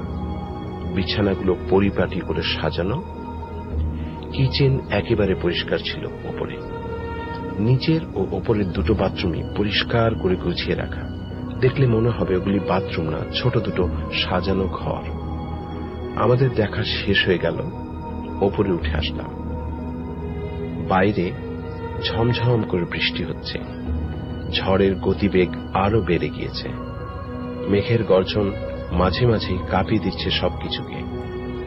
বাইরের অন্ধকারটা এতই কুচকুচে কালো আজ যে জানালা দিয়ে অন্ধকারকে মোটেই দেখা যাচ্ছে না। এবার বিদায়ের পালা। আমরা মেইন গেটের কাছে এসে দাঁড়ালাম, যেখান দিয়ে ঢুকেছিলাম। ভাবলাম ওই মিষ্টি বুড়িকে বলে চলে যাব। কয়েকবার হ্যালো হ্যালো করলাম যাতে বুড়ি শুনে গেটের কাছে চলে আসেন ভেতর থেকে। উনি আসলেন না। আমি আমার ক্লায়েন্টকে বললাম গাড়িতে গিয়ে বসতে। উনি চলে গেলেন গাড়িতে। আমি আরো কয়েকবার ডাকলাম, উনি মনে হয় শুনতে পেলেন না এবং এলেন না। আমি হ্যালো হ্যালো করতে করতে বাড়ির ভেতরে গেলাম। প্রথম, দ্বিতীয়, তৃতীয়, চতুর্থ, একে একে 4টা রুম খুঁজলাম মিষ্টি বুড়িকে। পেলাম না। হয়তো বাথরুমে গিয়েছেন। বাথরুমের কাছে এসে দেখি বাথরুম খোলা, কেউ নাই। বাসার এই 4টা বেডরুম, একটা বাথরুম, একটা living room cum dining room, একটা কিচেন এবং কয়েকটা কাপড় রাখার ক্লজেট ছাড়া আর কিছুই নাই ওপরের তলায়। কেন যেন মনে হলো বুড়ি মনে হয় বেসমেন্টে গিয়েছে। চলে গেলাম বেসমেন্টে। একে একে সবগুলো রুম খুঁজলাম। Furnace room, cellars, crawling space, bathroom, কিছুই বাদ দিলাম না। কিন্তু আশ্চর্যের বিষয়, কোথাও ওই ৮০-৮৫ বছরের বুড়ি মহিলাকে দেখতে পেলাম না। আমি খানিকটা স্তব্ধ হয়ে গেলাম। ঠিক কি করব বুঝে উঠতে পারছিলাম না। মাথার ভিতর চিন্তাটা ঠিকমতো কাজ করছিল না। এক ধরনের অবশ অনুভূতির সৃষ্টি হচ্ছিল সারা শরীরে। কপালে চিকচিক ঘাম হচ্ছিল। হঠাৎ বুকের ভিতরে হৃদস্পন্দন বেড়ে গিয়েছিল। নিঃশ্বাস নিচ্ছিলাম জোরে জোরে।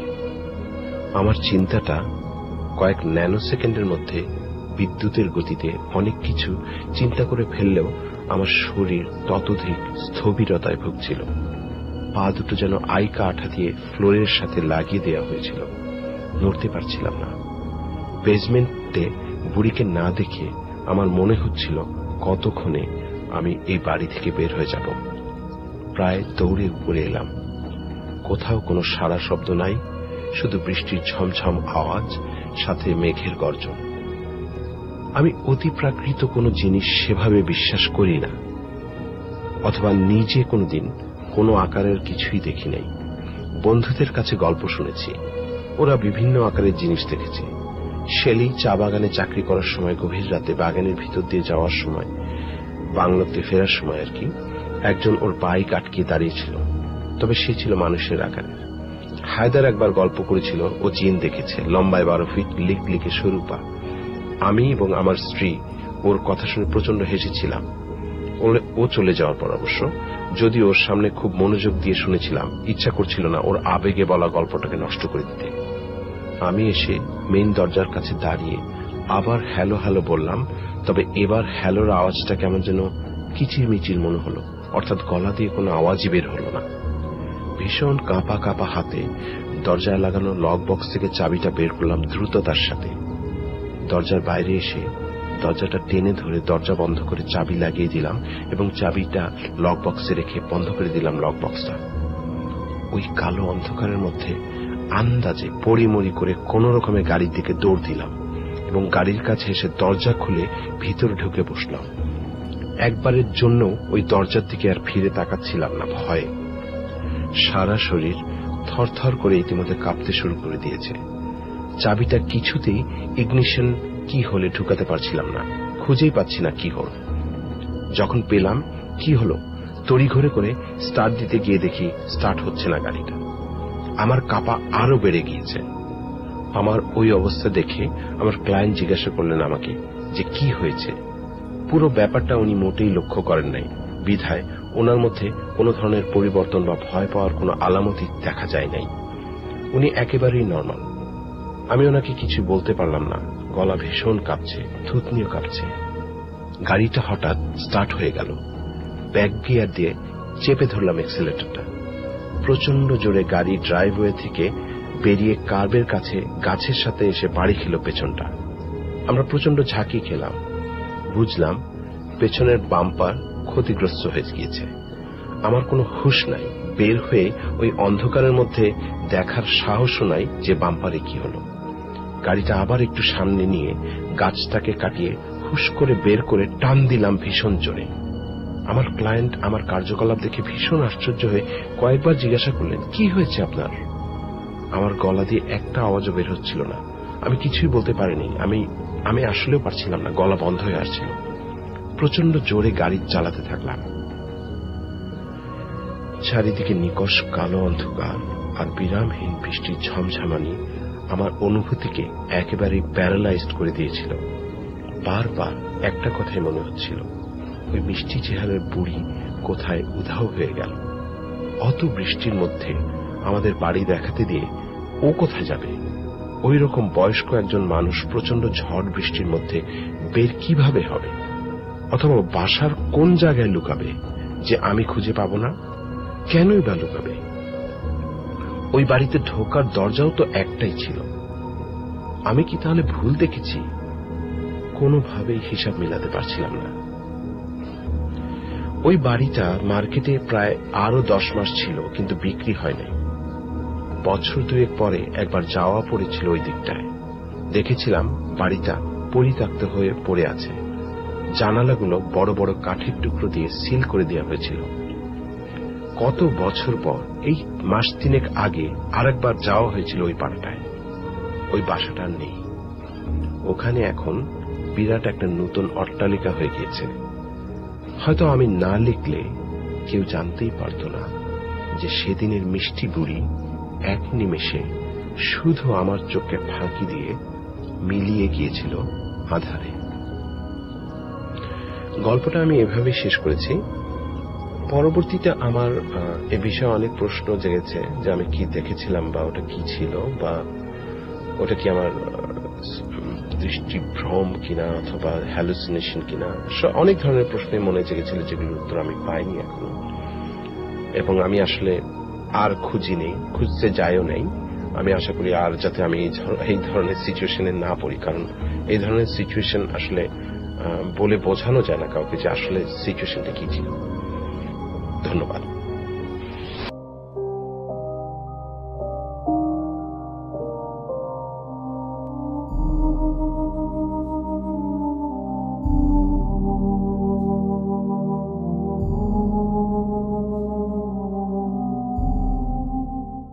আমরা একটা কাজ করি, আমরা আরেকটা ঘটনায় যাই এবং আমরা ডক্টর আলিফের কাছে একটা ঘটনায় যাব এবং তারপরে একটা ইমেইলে যাব। তো আমরা ডক্টর আলিফের দ্বিতীয় ঘটনাটা শুনে আসব। আশা করছি এই ঘটনাটাও আপনাদের অনেক আনন্দ দেবে। চলুন শুনে আসি ঘটনাটি। থ্যাংক ইউ রাসেল ভাই। আমার দ্বিতীয় ঘটনাটি হচ্ছে একজন মর্গের দারোয়ানের। জি, মর্গের দারোয়ান বলতে কি মর্গের কেয়ারটেকার। তো তিনি প্রায় অনেক দিন ধরে, প্রায় 16 বছর এই চাকরিতে জড়িত। একটি হসপিটালের মর্গে তিনি রেগুলারলি লাশ রিসিভ করতেন এবং ম্যাক্সিমাম লাশগুলাই আসতে হচ্ছে আপনার থানা থেকে। তো ধরে নেওয়া যেত যে সব লাশ পোস্টমর্টেম হয়েই যাবে আর কি। তো ওনার সাথে ছিল একজন ডোম ছিল আর কি, যে রেগুলারলি লাশগুলা কাটতো আর কি। তো গভর্নমেন্ট থেকে নিযুক্ত ছিল। তো দেখা যেত সবসময় সেই ডোম রেগুলারলি আসতো না, লাশ ওই মর্গেই থেকে যেত, কিছুদিন পরে কাটাছাটা হতো আর কি। তো ঘটনার দিন যে সবসময় বলে যে আজকে বলি রাসেল ভাই ঘটনার রাতে চলে যায়। সেদিন উনি আসলে ওনার ডিউটি শেষ হয়ে যায়। তো ডিউটি শেষ হয়ে যাওয়ার পরে ওনাকে একটা লোক বলে যে এই কাজটা করে দিতে হবে, সে তার বিনিময়ে সে কিছু টাকা পাবে। তো তার ডিউটি শেষ হয়ে যাওয়ার পরে সেই কাজটা করে সে বাড়ির দিকে যাচ্ছিল। তো হসপিটাল প্রেমিসেস তখনও ক্রস করে নেই, হসপিটালের গেটে যাওয়ার পথেই আবার তাকে ডেকে পাঠানো হয়, বলা হয় যে তোমাকে আজকে রাতে এখানে ডিউটি দিতে হবে। রাতে ওই দিনের শিফটে যে ডিউটি ছিল সে মানে ওই জায়গা থেকে ওখানে নাই আর কি, ছুটিতে গেছে। তো বলেছে যে তোমাকে আজকে রাতে এবং কালকে পর্যন্ত ডিউটি দিতে হবে। তো অনেক আকুতি মিনতি করা, তো চাওয়ার পরও যে না আমি আজকে করতে পারবো না, কিন্তু তাকে রেহাই দিতে পারেনি আর কি। তো তাকে থাকতে হয় সেখানে। তো তখন রাত্র 8টা কি 8:30 বাজে, এমন সময় 2টা লাশ আসে। ওই 2টা লাশ থানা থেকে পাঠানো হয় ডিরেক্ট। তো 2টা লাশকে তিনি মর্গের ভিতরে ঢুকিয়ে, লাশগুলা কি হয় ভ্যানে করেই মোস্ট অফ দ্য টাইম আসে, তো লাশগুলাকে রিসিভ করে স্ট্রেচারে করে মর্গের ভিতরে নিয়ে যাওয়া হতো আর কি। আচ্ছা। তো রাসেল ভাই উনি 2টা লাশ রেখে রাখতে রাখতে সময় কারেন্ট চলে যায়। তো কারেন্ট চলে গেলে রাসেল ভাই জেনারেটর ওই হসপিটালের একটা পোর্শনে থাকতো, কিন্তু এই মর্গ পোর্শনটাতে জেনারেটর লাইন আসতো না। তো অন্ধকার থাকবার কারণে ওই সাইডটা একটু পেছন দিকে পড়ে যায়। তো অন্ধকার থাকবার কারণে তিনি ওই রুম থেকে বের হয়ে একটু সামনের দিকে যায়। এটা 1998 সালের ঘটনা। তো রুম থেকে সামনে বের হয়ে যায় সিগারেট খেতে খেতে। তো বেরিয়ে দাঁড়ানোর পরে যে অন্ধকার হয়ে আছে, তো একটু গেটের দিকে যেতেই এমন সময় একটা ছেলে ভ্যানে করে একটা ডেড বডি নিয়ে আসে। আচ্ছা। তো ডেড বডি নিয়ে আসার পরে এই লোক ছেলেটাকে সে চেনে, মানে ছেলেটা ওই গ্রামেরই, তার যে পরিচিত গ্রামের একটা ছেলে। বলে কি রে বাবা বেটা তুই এখানে কি করিস? তো বলে যে আমি একটা ডেড বডি নিয়ে আসছি, আসলে থানা থেকে নিয়ে আসছি। সেই সকালবেলা ডেড বডিটা পাইছি, থানায় নিয়ে গেছিলাম, বলে যে ফুলে টুলে করে শেষ, আর ডেড বডিটা 2টা ভাগে বিভক্ত। তো বলে যে আচ্ছা ঠিক আছে, চাটাই দিয়ে ডেড বডিটা পেঁচানো। ঠিক আছে তুই আমাকে হেল্প কর, মর্গের ভিতরে রেখে দিই। তো সামান্য একটু আলো দিয়ে মোটামুটি একটা কপি কোথার থেকে যেন অ্যারেঞ্জ করে নিয়ে এসে কপিটা বলেছে আবার দিয়ে আসতে হবে। তো কপিটা দিয়ে এসে মর্গের ভিতরে লাশ রেখে সে আবার কপিটা ওই জায়গায় দিয়ে এসে বলে ঠিক আছে তুই চলে যা। বলে যে আপনি ডেড বডিটা রেখে গেলাম, এখন কথা হচ্ছে যে আমি তো ডেড বডি নিয়ে আসছি, এই অন্ধকারের ভিতরে আমি তো বাড়িতে যেতে পারবো না, আপনি যদি পারেন আমাকে একটু আগায় দেন। তো দেখলো যে এখন ইলেকট্রিসিটি আসে না, ভিতরে তো বাইরে দাঁড়িয়ে থাকতে হবে। তো ওর একটু বাড়ি পর্যন্ত আগায় দিয়ে আসি। তো ওই হসপিটাল থেকে তার বাড়ি পর্যন্ত যেতে প্রায় 2 কিলোমিটার ম্যাক্সিমাম। তো হাঁটতে হাঁটতে কথা বলতে বলতে ছেলেটার প্রায় বাসা ওই যে জায়গায় নামিয়ে যায় আর কি, সেই জায়গা থেকে ছেলেটার বাসা 2 থেকে 3 মিনিট। তো ছেলেটাকে বলছে তুই চলে যা, আমি ব্যাক করি।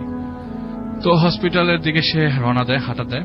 ও হাঁটতে হাঁটতে প্রায় 5-10 মিনিট হাঁটার পরে তিনি দেখেন একটা মেয়ে বসে বসে কাঁদছে। তো মাঝখান দিয়ে একটা জিনিস স্কিপ করে গেছি রাসেল ভাই, যখন এই ছেলেটা ডেড বডি নিয়ে আসে তো তখন উনি জিজ্ঞেস করে যে ডেড বডিটা কার, বলে যে একটা ডেড বডিটা মেয়ের। তো জিজ্ঞেস করতেছে বয়স কত, বয়স 18 কি 19 হবে, আর ডেড বডিটা ফুল সেকেন্ড, আগে আগে আনিস নাই কেন? বলে যে আরে কি বলবো, সকালবেলা থানায় নিয়ে গেছি, থানায় ডিউটি অফিসার নাই, তো এই ডেড বডি পড়েছিল একদম গরমের মধ্যে গলিত অবস্থা, গন্ধ বেরিয়ে যাওয়ার মতো অবস্থা আর কি, ফুলে গেছে ডেড বডিটা বাই দিস টাইম, রাত তখন 11টা বাজে। তো উনি বলল যে এই অবস্থার কারণে একটু ফুলে গেছে, আপনি একটু ভিতরে ঠিক মতো ঢুকান। তো ওই বাসায় ছেড়ে দিয়ে আসে, সে রাস্তার মধ্যে যাচ্ছিল, এমন সময় দেখে একটা মেয়ে কাঁদছে। আচ্ছা, তো বলে যে আপনার কোনো সমস্যা? তো বলে যে আমার বোনকে সকালবেলা বাসার থেকে আর খুঁজে পাচ্ছে না, তো জামাইয়ের বাসায় ছিল, সে বাসা থেকে বের হয়েছে, এখনো বাসায় যায়নি, অনেক সারাটা দিন খুঁজলাম, বোনটাকে খুঁজে পাইনি। তো উনি বলল যে আচ্ছা আপনার বোনের বয়স কত হইতে পারে? তো বলে যে আমার বোনের বয়স 19 বছর। বলে যে শোনেন, আমি আসলে আল্লাহ মাফ করুক, আমার কাছে একটা ডেড বডি এসছে, আপনি যদি চান তাহলে ডেড বডিটা একবার চেক করে যেতে পারেন, কারণ ডেড বডিটা আপনার বোনেরও হইতে পারে। ডেড বডিটা বেওয়ারিশ, তো এখনো কোনো শনাক্তকারী আসে নাই। তো মহিলা বলে যে, মহিলা তখনও কান্না করতে থাকে, তারও বেশি কান্না বেড়ে যায়। তখন উনি বলল যে আসলে আমার চাকরি তো 16 বছর, প্রথম অনেক মানুষজন কান্না করতো, তখন সান্ত্বনা দিতে যাও, সান্ত্বনা দিতে পারতাম না, এখন আর এগুলা তেমন একটা গায়ে লাগে না, লোকজন কান্না করে, কেউ ক্লেম করে এসে নিয়ে যায়, শনাক্ত করে, কেউ শনাক্ত করে না, গভর্নমেন্টের টাকা পয়সায় দাফন করে দেওয়া হয়। তো ওই মহিলা তার সাথে হাঁটা ধরলো, হাঁটা ধরে ওই মহিলা হসপিটাল পর্যন্ত গেল, তখন পর্যন্ত কারেন্ট আসে, রাত তখন 12টার উপরে, আচ্ছা 12:30টার কাছাকাছি। আর যেহেতু ওই যে বললাম গভর্নমেন্টের নিযুক্ত ডোম, কোন সময় আসে কোনো ঠিক ঠিকানা নেই, কখন আসে, রাত কখনো 3টার দিকে আসে, 4টার দিকে, কখনো 10টার দিকেও আসে একদম। তো ওই মহিলা প্রায় ঘন্টাখানেক ওয়েট করে ডেড বডিটা দেখবার জন্য। তো ইলেকট্রিসিটি না আসার কারণে ওই মর্গের ভিতরে আবার ঢুকে ডেড বডি দেখাবে, এই অন্ধকারের মধ্যে তো সম্ভব না, আবার কপি নিয়ে আসতে যাবে। তো বলে যে আপনি এক কাজ করেন, ডেড বডি তো ভিতরে আজকে আপনি কোনোভাবেই নিতে পারবেন না, তো আপনি কালকে নিয়ে যান। তো বলে ওই মহিলা বলতেছে যে ভাই শোনেন, আসলে তো আমার কেউ নাই, আর আপনাকে একটা দায়িত্ব দিব, আপনি যদি ওনার শ্বশুর বাড়ি থেকে কেউ আসে, আপনি দয়া করে তাদেরকে ডেড বডিটা দিয়ে দিয়েন না আমি না আসা পর্যন্ত। আর যদি সম্ভব হয় আমাকে একটু উপকার করেন ডেড বডিটা দাফন করবার জন্য, আমার কাছে তেমন টাকা পয়সা নেই। তিনি বলেন যে আসলে যদি কেউ শনাক্ত করে ফেলে তখন আর ডেড বডির প্রতি গভর্নমেন্ট তেমন একটা নজর দেয় না, তখন তাকেই নিয়ে যেতে হয়। তারপর আমি চেষ্টা করবো যেন আপনি দাফন করা যায়, যদি এটা আপনার বোনের লাশ হয়। তো উনি বলে যে আচ্ছা ঠিক আছে। তো এর মধ্যে ইলেকট্রিসিটি চলে আসবে, এমন সময় মহিলাটা হাঁটা দেয়, মানে আপনার ইলেকট্রিসিটি আসছে আর মহিলাটা তার রাস্তায় হাঁটা দিয়ে চলে গেছে। তো দৌড়ে সামনে আগানোর পরেও মেয়েটাকে খুঁজে পায় নাই, যে মেয়েটা কোথায় চলে গেল। তো ভাবছে যে চলে গেছে হয়তো, বা কি আর করার। তো ইলেকট্রিসিটি আসার পর সে লাশগুলা মর্গের ভিতরে আবার সুন্দর করে স্ট্রেচার দিয়ে গুছিয়ে রাখলো, যাতে তার ওই ডোম আসলে যেন ইজিলি সব কাজ করতে পারে। তো ডোম আসলো রাত 2টার দিকে। তো উনি একটু মাতাল অবস্থায় এসছে, আর মোস্ট অফ দ্য টাইম ডোমগুলো আগে মাতাল অবস্থায় থাকতো। তো বলে যায় তো ওই ডেড বডি গুলা রেডি কর। আচ্ছা, তো রেডি করবার সময় প্রথম লাশ খুললো, প্রথম লাশ খুলে স্ট্রেচার দিয়ে ওই ডোমের কাছে নিল। দ্বিতীয় লাশ খুলতেই রাসেল ভাই উনি সবচেয়ে বেশি মানে ডিরেক্টলি সে বলে ও আল্লাহ গো, মানে দেখি অবাক হয়ে গেল, এটা হচ্ছে সেই ছেলের লাশ যে ছেলে এই মেয়েটার লাশ নিয়ে আসছিল, একটা লাশ নিয়ে আসলো পরে, সেই ছেলের লাশ। ওরে তো আমি মাত্র বাড়িতে নামাই দিয়ে আসলাম, এই ছেলের লাশ কিভাবে হয়? এখন এই মাতার লোককে তো কিছু বলার নেই, উনি বললে কিছু শুনবেও না। উনি নিজের মধ্যে কথাটা রাখলো, আর ওনার বুকটা আস্তে আস্তে ধরপড় বেড়ে গেল, হার্টবিট বেড়ে গেল। বলে যে বুকের কলিজাটা যদি ছিঁড়ে কেউ নিয়ে যায় এই মুহূর্তে, আমার ওরকম লাগছিল। এই ছেলেটাকে মাত্র আমি বাসায় নামাইতে আসলাম, আর এই ছেলেটা আমার চাটাইয়ের মধ্যে শুয়ে আছে। তৃতীয় লাশটা যখন খুললো উনি আরো বেশি অবাক হয়ে গেল। তৃতীয় লাশটা হচ্ছে সেই মহিলা, যে মহিলাটা বলে গেল যে আমার বোনের লাশ।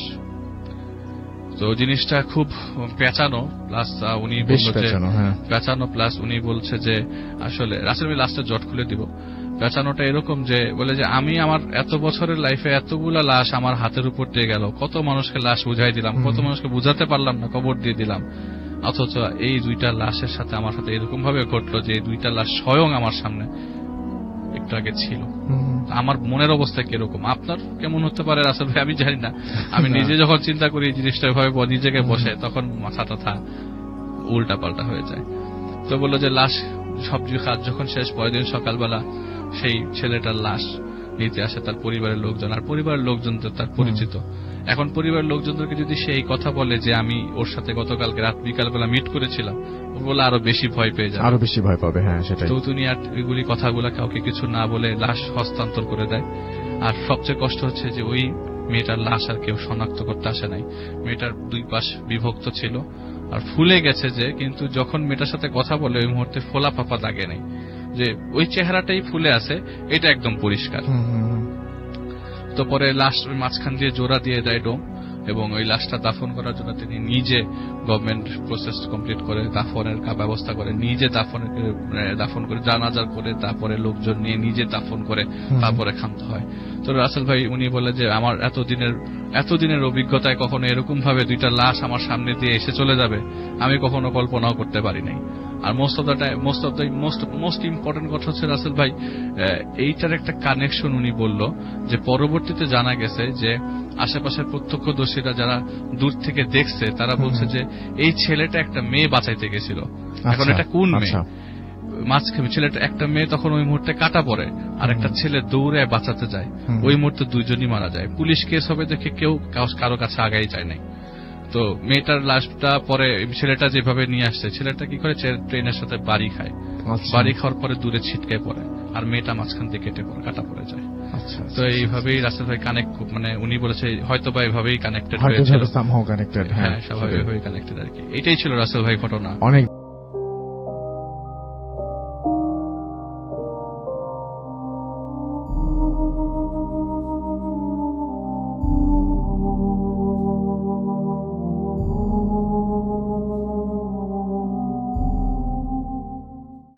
তখন 2টা 3টা 2:30 এরকম সময় হবে। আমার হঠাৎ ঘুম ভেঙে যায়, কোনো কারণ ছাড়াই ঘুম ভেঙে যায়, এবং আমার সাধারণত রাতের বেলা ঘুম ভাঙে না, কিন্তু ওই দিনকার রাতে কি কারণে আমার ঘুম ভাঙে তা আমি বলতে পারবো না। ঘুম ভেঙে যাওয়ার পরে আমি আমার রাতের ডান পাশে আমি দেখতে পাই, যখন আমি আমার ডান সাইডে ফিরি তখন দেখি যে একটা বাচ্চা আমার পাশে ঘুমানো, এবং বাচ্চাটা আমার কাছে মনে হয়েছে যে কিছুক্ষণের মধ্যে অল্প সময়ের ভিতরে জন্মগ্রহণ করছে এরকম একটা বাচ্চা, এবং তার মাথায় কেউ হাত বুলিয়ে দিতেছে। তো এই ঘটনা দেখার পরে আমি আমার বাম পাশে তাকানোর পরে দেখতে পাই যে অনেক লম্বা একটা লোক তার বাচ্চার মাথায় হাত বুলাই দিতেছে। তো এখানে আমি বাচ্চাটা একটু বিবরণ দেই। বাচ্চাটা ছিল একটু শ্যামবর্ণের এবং তার মাথায় ছোট ছোট চুল ছিল, লাল চুল। আপনার হচ্ছে বাচ্চাটার বয়স কিরকম ছিল? বাচ্চাটার বয়স আমার কাছে মনে হয়েছে বাচ্চাটা ওই দিনকে রাত্রেই জন্মগ্রহণ করছে, কিছুক্ষণের মধ্যে, নবজাতক একটা বাচ্চা এরকম একটা, এবং শীতের প্রকোপের হাত থেকে রক্ষা পাওয়ার জন্যই বোধহয় এরকম একটা ঘটনা ঘটছে। তো এখন যখন আমি আমার বাম পাশে তাকাই তখন দেখি যে প্রকাণ্ড একটা মানুষের মতো, লম্বায় হবে 60 থেকে 70 হাতের মতো। আমার কাছে মনে হয়েছে যে আমাদের বাসার উপরে যে অংশগুলো ওইটা ভেদ করে আকাশের অনেকটা অব্দি তার উচ্চতা চলে গেছে। তো এই ঘটনাটা আমি দেখার পরে আমি আসলে ভয় পাই নাই, ওই দিনকার রাতে আমি ভয় পাই নাই, কিন্তু আমি তার থেকে বেশি অবাক হয়েছি এবং আমি রাগান্বিত হয়েছি অনেক। আমি রেগে গেছি যে আসলে আমি ঘুমানোর সময় তো আমার সাথে কাউকে নেই না, তো এবং আমি একা শুয়েছিলাম, আমার সাথে বাচ্চা আসলো কিভাবে, তাও আমার শরীরের একদম ডান সাইডে একদম ঘেঁষাঘেঁষি করে শোয়া, তার বুকের উপরে কাঁথা ছিল আমার মতো। তো এইটা দেখার পরে আমি প্রচুর পরিমাণে আসলে রেগে যাওয়ার পরে যে ডিসাইড করি যে আমি আসলে এখন অ্যাকশনে যাব। এখন আমি ওই যে ভূতের বাচ্চা বা যাই হোক সেটা, তো ওইটা আমি অনেক শক্তি সহকারে আমি তাকে আঘাত করব বা আক্রমণ করব। এই জিনিসটা আমি যখনই চিন্তা করলাম, আমি আমার মস্তিষ্ক ডিসাইড করলো যে আমি এখন অ্যাকশনে যাব। তো এই চিন্তাটা আমি জাস্ট ভাবছি, এর সাথে সাথে আমার 1 মিলিসেকেন্ডেরও কম সময় সে ওই যে প্রকাণ্ড সাইজের লম্বা যে লোকটা ও রিয়াকশনে চলে আসছে। তার বাম পাটা তুলে জাস্ট আমার কোমরের উপরে রাখছে। যেই মাত্র কোমরের উপরে রাখলো তখন আমার সমস্ত শরীর অবশ, আমার সমস্ত শরীর তখন অবশ হয়ে গেছে। আমি হাত পা নাড়াইতে পারতেছি না, আমি কোনোভাবে কিছু করতে পারতেছি না। তখন আমি একটা এইরকম একটা সিচুয়েশনে আমি তার সাথে ধস্তাধস্তি শুরু করে দিই, এই কারণে যে আমি এইরকম একটা সিচুয়েশন থেকে পরিত্রাণ বের হয়ে আসার জন্য আমি তার সাথে ধস্তাধস্তি শুরু করি। তো এইরকম চলতেছে। তখন আমি তো ওই সময় আমার আসলে ভূতের ভয় প্রচুর পরিমাণে ছিল, যার কারণে আমি রাতের বেলায় ঘুমানো যাওয়ার আগে আমি আমার বালিশের নিচে ধা রাখতাম। তো ভাই, গ্রামের মানুষ সাধারণত বিশ্বাস করে যে লোহা বা আগুন যদি সাথে থাকে তাহলে হয়তো ভূত বা প্রেত সাথে কিছু করতে পারে না। তো এই কারণে আমি ওই দাটা, বড় একটা দা নিয়ে ঘুমাইতাম। তো তখন আমি চিন্তা করি যে আমি যদি কোনোভাবে দাটা স্পর্শ করতে পারি বা ধরতে পারি তাহলে হয়তো সে আমাকে ছেড়ে দিবে। তো এরকম যখন আমি চিন্তা করি তখন ওই প্রকাণ্ড বড় যে সাইজের যে ইয়াটা ছিল, লোকটা ছিল, সে কি করলো, সে বাম হাতটা দিয়ে আমার বাম হাতের কবজিটা ধরে ফেলে। এবং আমি যেহেতু সোজা হয়ে ঘুমিয়েছিলাম, সোজা হয়ে বুকের উপরে হাত রেখে ঘুমাইছিলাম, তখন আমার মনে হইলো যে আমার বুকের উপরে কেউ 50 থেকে 60 মণ ওজনের কিছু একটা ভারী বস্তু একটা চাপাই দিচ্ছে আমার বুকের উপরে। তখন তো এর আগেই তো আমার সমস্ত শরীর অবশ ছিল। তো এই যখন সে আমার বুকের উপরে চাপ দিল, হাতটা ধরলো, যখন একটা প্রেসার ক্রিয়েট হইলো, তখন আমার সমস্ত শরীর অবশ হয়ে যাইতেছে এবং আস্তে আস্তে নিস্তেজ হয়ে যাইতেছে এবং আমি শ্বাস নিতে পারতেছিলাম না তখন। তো এই ঘটনার ভিতরে আমার কাছে মনে হয় না যে ওই ভূতটা বা লোকটা আমাকে কোনো প্রকার ক্ষতি করবে বা আঘাত করবে, এরকম মনে হয় না। এতক্ষণ যা করছে, আমার কোমর উপরে পা তুলে দিছে বা আমার হাতটা শক্ত করে ধরছে, এই সবকিছুই ছিল আত্মরক্ষামূলক। আসলে ভাই, ওই দিনকার রাত্রে আমি ছিলাম আক্রমণাত্মক যে আপনি সেখান থেকে বেঁচে আসবেন। Thank you so much. আপনার ঘটনার জন্য আপনাকে অনেক ধন্যবাদ।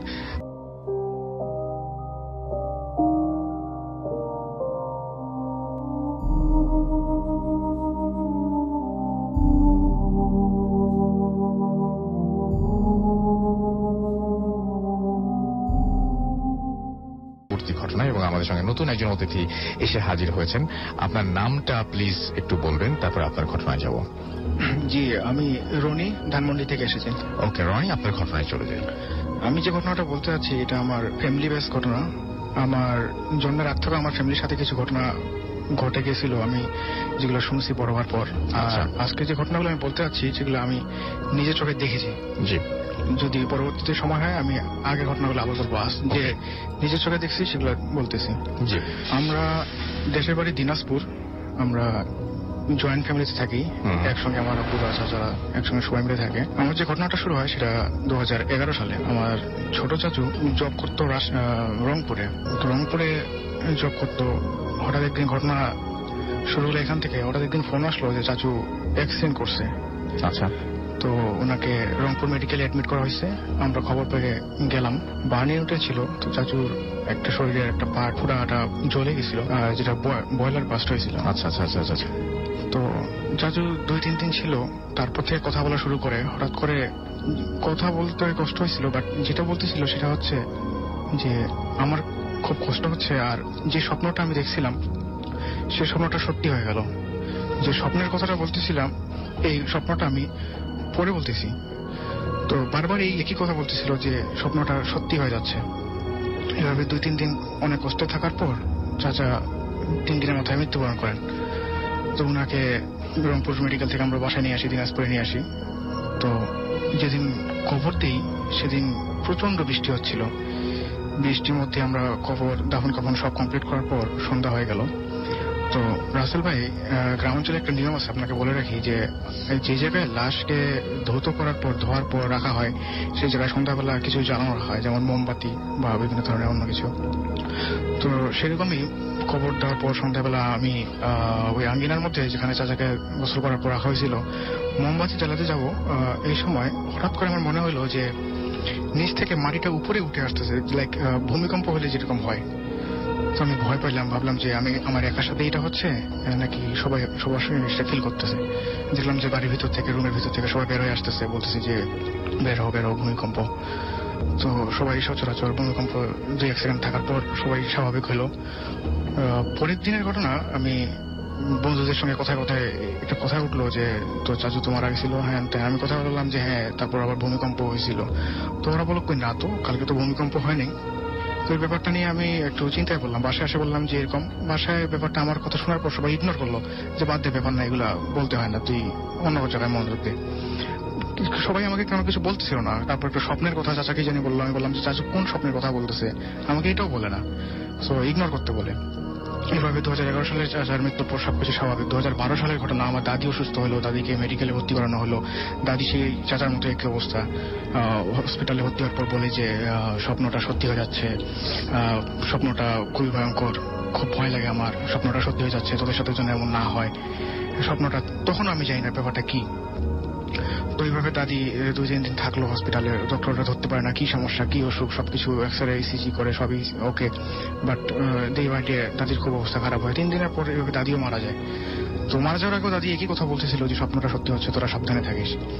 সো মারা যখন গেল, কাকতালীয় ভাবে ঘটনাটা বা জানি না কিভাবে কি, ওই চাচা মারা যাওয়ার দিনের মতোই অবস্থা। বৃষ্টি হচ্ছে সারাদিন, সন্ধ্যার পর থেকে বৃষ্টি। আর ভাগ্যক্রমে আমি আবার মোমবাতি জ্বালাতে গেছি যে জায়গায় গোসলের পর দাদিকে রাখা হয়েছিল। এবং কি মোমবাতি জ্বালানোর পর হঠাৎ ওই একই রকম অনুভূতি, মনে হচ্ছে যে মাটিটা উপরে আসতেছে, ভূমিকম্প হচ্ছে। ঘটনাটা আমার কাছে মনে হচ্ছে এই ঘটনাটা এর আগেও ঘটছে। আমি ভয়ও পাচ্ছি, আবার কি হচ্ছে না হচ্ছে সবকিছু মনে হচ্ছে এর আগেবার এই ঘটনাটা সেম ঘটছে, মানে কিছু বুঝতেছিলাম না। আবার হঠাৎ করে আবার শুনলাম যে ভূমিকম্প ঠিক আগের বারের মতো। কি হচ্ছে না হচ্ছে আমি কিছু বুঝতে পারলাম না। পরের দিনের ঘটনা, আবার আমি কথায় কথায় শুনলাম যে না, গতকালকে তো কোনো ভূমিকম্প হয় নাই। ঘটনাটা আমি আবারও ভয় পাইলাম। আমি এবার আমার ফ্যামিলিকে ব্যাপারটা জানতে চাইলাম যে ব্যাপারটা কি, কেন হচ্ছে, কেন, হোয়াই, রিজন। সো তখন আমি যেটা জানতে পারলাম ঘটনাটা হচ্ছে এরকম যে 15 বছর আগে আমার দাদু যখন মারা যায়, দাদুটা ছিল যমজ 2 ভাই। তো দাদুর যমজ ভাই একই সাথে মারা যায়। এবং ওদের কথা এটা ছিল যে আমরা যদি মারা যাই, মানে আমরা যখন মারা যাব আমাদের কবরটা যেন এই জায়গায় দেওয়া হয়, মানে সেটা বলছিল যে বাড়ির পাশেই। তো তাদের কথা অনুযায়ী বাড়ির পাশে কবর দেওয়া হয় যমজ 2 দাদুকে। তারপর থেকে 15 বছর অনেকদিন পার হয়ে যাওয়ার পর বাড়ির কিছু পরিবেশ বদলে গেছে। যে জায়গায় কবর ছিল ওই জায়গায় রুম উঠে গেছে, কেউ খেয়াল করে নাই। তার উপর দিয়ে বাথরুমের কি বলে এটা, হাউস যাওয়ার রাস্তা পড়ে গেছে। আর স্বপ্নে যেটা বলতেছিল যে স্বপ্নে দেখতেছে খুব মর্মান্তিক স্বপ্নটা এরকম যে 2 দাদু, যমজ দাদু আসে চাচার মারা যাওয়ার আগে চাচাকে বলছিল যে আমি তোদের বাপ, আমি তোমার চাচা, আমি মারা গেছি, আমার এই জায়গায় কবর ছিল, কিন্তু তোরা আমার ভালোভাবে যত্ন নাও নাই, ভালোভাবে টেক কেয়ার করো নাই, এবং তোদের মৃত্যুটা হবে খুব কষ্টের মৃত্যু, মর্মান্তিক মৃত্যু। দাদি মারা যাওয়ার আগে দাদি ঠিক এই স্বপ্নের কথাটাই বলতেছিল, যেটা আমি পরে বুঝতে পারছি।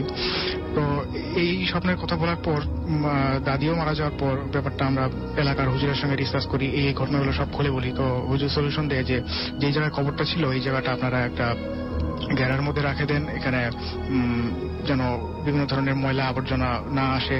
সো তাদের কথা অনুযায়ী আমরা এভাবেই ঠিকঠাক করে রাখছি। এবং পরবর্তীতে আমার আরেকটা চাচা মারা গেছে, সে মারা যাওয়ার আগে কোনো স্বপ্ন দেখে নেই, স্বাভাবিক মৃত্যু। সো এই ছিল ঘটনা।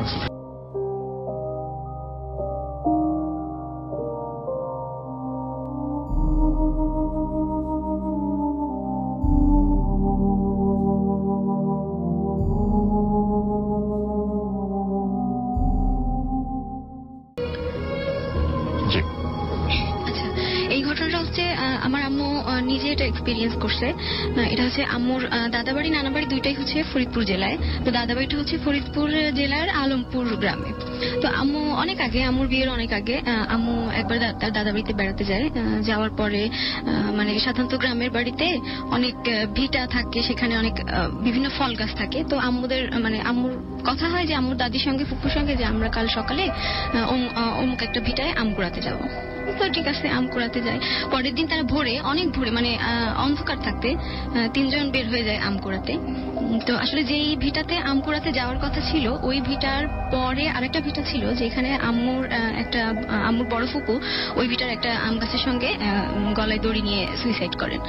তো আমরা যখন আম করতে যাওয়ার পরে দেখে যে আম্মুর একটা চাচি আম্মুদের আগেই সেখানে চলে গেছে এবং সে আম কুড়াচ্ছে। তো স্বাভাবিক যেরকম আম তাদের পাওয়ার কথা তারা সেটা পাচ্ছে না, অনেক কম আম পাচ্ছে। এবং যেহেতু তার চাচি আগে চলে গেছে, সে বেশি বেশি আম কুড়াই নিচ্ছে এবং আমাদের থেকে বেশ 5-7 ফিট সামনে সে আম কুড়াচ্ছে এবং নিয়ে যাচ্ছে। তো তারপরে আম্মুর দাদি বলে যে নবল তুমি আসছো, তা আমাদের ডেকে আনলা না কেন, আমরা একসাথে আসতাম, এভাবে বলে।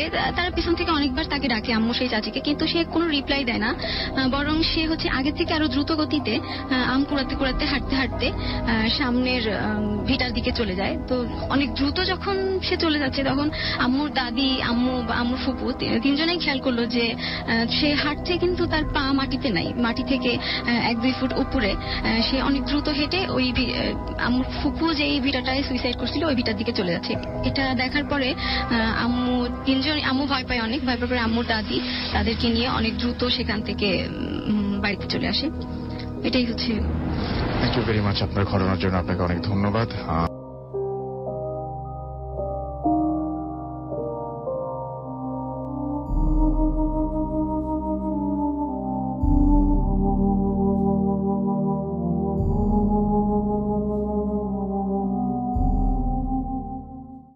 গোপালগঞ্জ থেকে।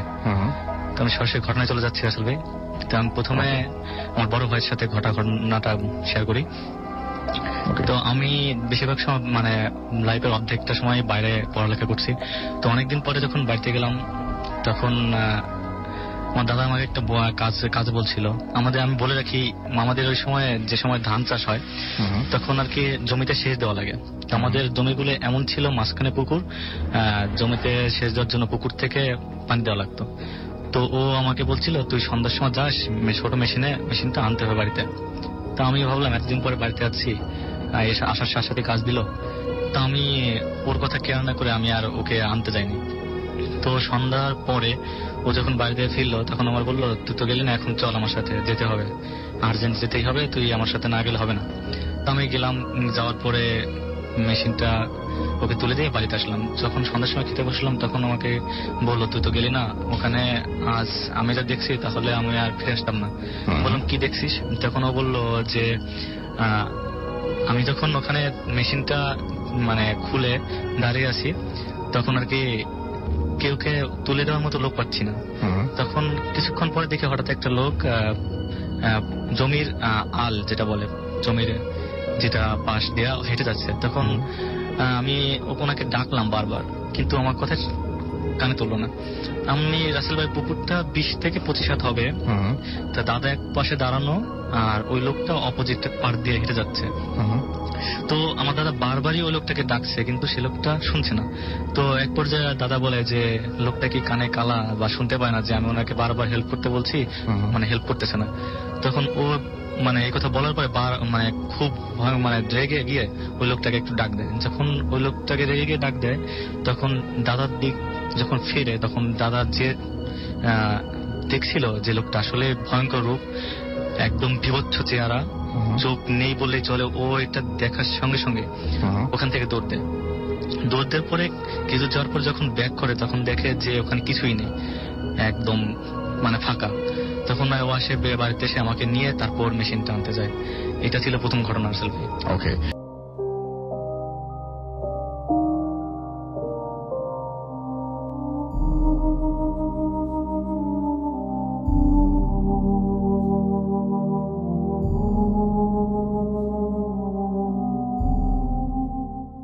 আমাদের পরবর্তী অতিথির কাছে আপনার নামটা প্লিজ একটু বলবেন, তারপর আপনার ঘটনায় যাব এবং আপনি কোথা থেকে আসছেন এটা একটু প্লিজ বলে দিন। আমি রনি, ধানমন্ডি থেকে এসেছি, দেশের বাড়ি দিনাজপুর। ওকে, আমি আগেই বলছিলাম যে আমার আব্বুর আমার চাচারা যৌথ ফ্যামিলিতে ছিল, যৌথ ফ্যামিলিতে আছে। তো এই যে ঘটনাটা বলতে যাচ্ছি সেটা আমার ছোট চাচার ছেলে রাজু ভাইকে নিয়ে। রাজু ভাই 2006 সালে এসএসসি দেওয়ার পর এসএসসির আগে টেস্ট পরীক্ষা দেওয়ার পর যে ফাঁকা সময়টা ছিল সেই ফাঁকা সময়ে প্রচুর পড়াশোনা করতো, প্লাস বিকালবেলা করে খালি পায়ে হাঁটে বেড়াইতো। তো এমনই একদিন সে ও তার দুই বন্ধু মানে 3 ভাই মিলে নদীর পাড়ে গেছে ঘুরতে, হাঁটতে। ভালো কথা বলে রাখি, ওই সময় রাজু ভাই খুবই পড়াশোনা করতো, প্লাস নামাজ কালাম 5 ওয়াক্ত পড়তো। তো বিকালে ঘুরতে ঘুরতে হঠাৎ করে কখন যে সন্ধ্যা হয়ে গেছে সেটা আর মাথায় ছিল না রাজু ভাই। তো যখন সন্ধ্যা হয়ে গেছে, মাগরিব আজান পড়ে গেছে, রাজু ভাই চিন্তা করলো যে এখানেই কোথাও নামাজটা পড়িনি, নামাজটা কাজা করা ঠিক হবে না। তো বাকি যে ভাইগুলো ছিল ওরা বললো যে না, এই জায়গাটা খুব একটা সেফ না, একটু কষ্ট করে সব বাসায় যাই, দেরি হয়ে গেল সেখানে। ও না, কাজা করার দরকার নেই, এখানে পড়ে নেই আমি, তোর দরকার হলে যা। ঠিক আছে। তো রাজু ভাই এটা জিনিস লক্ষ্য করেনি যে যেখানে নামাজ পড়ছিল সেই জায়গায় তার একটু পাশে আর কি নদীর পার, আর সেখানে ছিল শ্মশান ঘাট হিন্দুদের। সো রাজু ভাই এটা আসলে খেয়াল করে নাই। সো এই জায়গায় নামাজ কালাম পড়ে রাজু ভাই বাসায় চলে আসছে। বাসায় আসার পর কিছুক্ষণ পর বাকি চাস্তো ভাইগুলো মিলে বলছে যে একটু বাজার থেকে ঘুরে আসি। ঠিক আছে যাই। বাজার যাওয়ার পথে বাজারের আগে ছিল মসজিদ। তো 3 ভাই মিলে যখন মসজিদ যাচ্ছিল, রাজু ভাই মসজিদের সামনে যাই হঠাৎ করে অন্যরকম আচরণ করা শুরু করলো, স্বাভাবিকের থেকে অন্যরকম, যেটা স্বাভাবিক না। যেমন মেয়ের কণ্ঠে বলতেছে যে আমি সামনে আগাবো না, আমি যাবো না, তোরা এরকম করতেছিস কেন, আমাকে ছাড়ে দে, আমি ওই জায়গায় যাবো। তো বাকি যে ভাইগুলো ছিল হঠাৎ এগুলো দেখে, এই আচরণ দেখে ভয় পাওয়া যায় এবং রাজু ভাইকে নিয়ে ব্যাক করে বাসায় আসে। মানুষজন জোরাজোরি হয়ে গেছে যে শুনছে ব্যাপার কি, ঘটনা কি। পাশে যে ওঝা ছিল খবর দিয়ে আনা হয়েছে, ওঝা আসে দেখে যে এই অবস্থা। উনি বলে যে এটা আসলে জিনে আসর করছে বা ভূতে আসর করছে, ওদের বাসায় যেটা বলে এটা আর কি। তো এটা তাড়ানোর জন্য তুলা রাশি দরকার হবে। তুলা রাশি তো কেমন করে ছাড়াই সেটা আমরা জানবো না, তারপরে কি হলো আমাকে সেটা বলো। আচ্ছা আচ্ছা আচ্ছা আচ্ছা। তো এভাবে তুলা রাশির একজন খোঁজার পর ওকে বিভিন্ন ধরনের ইয়ে করার পর যেভাবে করে আর কি আমরা জানি, রিচুয়াল করে অনেক ধরনের। হ্যাঁ, তারপরে একটা ঘটনা এখানে বলা দরকার আসল ভাই, যে যেভাবে ওকে ছাড়াইলো এটা সবাই জানে। ছাড়ার পর বলছিল যে আমি একটা প্রমাণ চাই যে তুমি চলে গেছো বা ছাড়ে দিছো। ও আচ্ছা ঠিক আছে, আমি প্রমাণ দিয়ে যাবো। তো ওই চাস্তো ভাইয়ের বাড়িটা ছিল মাটির বাড়ি, আর চাল ছিল আপনাদের জানার কথা টিনের চাল। তো টিনের চালে 3টা খুঁটি দিয়ে চালটা আটকানো ছিল। ও বলছিল যে মাঝখানের খুঁটিটা আমি ভাঙিয়ে দেবো, না যে কোনো একটা খুঁটি আমি ভাঙিয়ে দেবো। আর ভাগ্যক্রমে বা দুর্ভাগ্যক্রমে আমি জানি না, মাঝখানের খুঁটিটাতে আমি হেলান দিয়েছিলাম। আর হঠাৎ করে যখন স্বাভাবিক আচরণ চলে আসে, ঝট করে মাঝখানে খুঁটিটা ভাঙে যায় এবং পুরা চালটা নিচে পড়ে যেতে চায়। কিন্তু অস্বাভাবিক হলেও সত্য যে আমি সেই দুই হাত দিয়ে পুরো চালটা আটকাইতে সক্ষম হয়েছিলাম। তারপর থেকে রাজু ভাই মোটামুটি সুস্থ। Thank you very much. আমাদের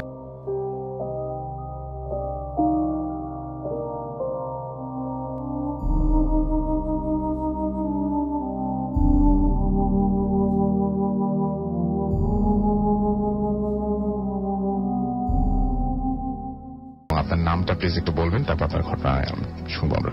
হ্যালো লিসেনার্স, আমি প্রসেনজিৎ বালা ফ্রম গোপালগঞ্জ। তো আমি দ্বিতীয় ঘটনায় যাচ্ছি।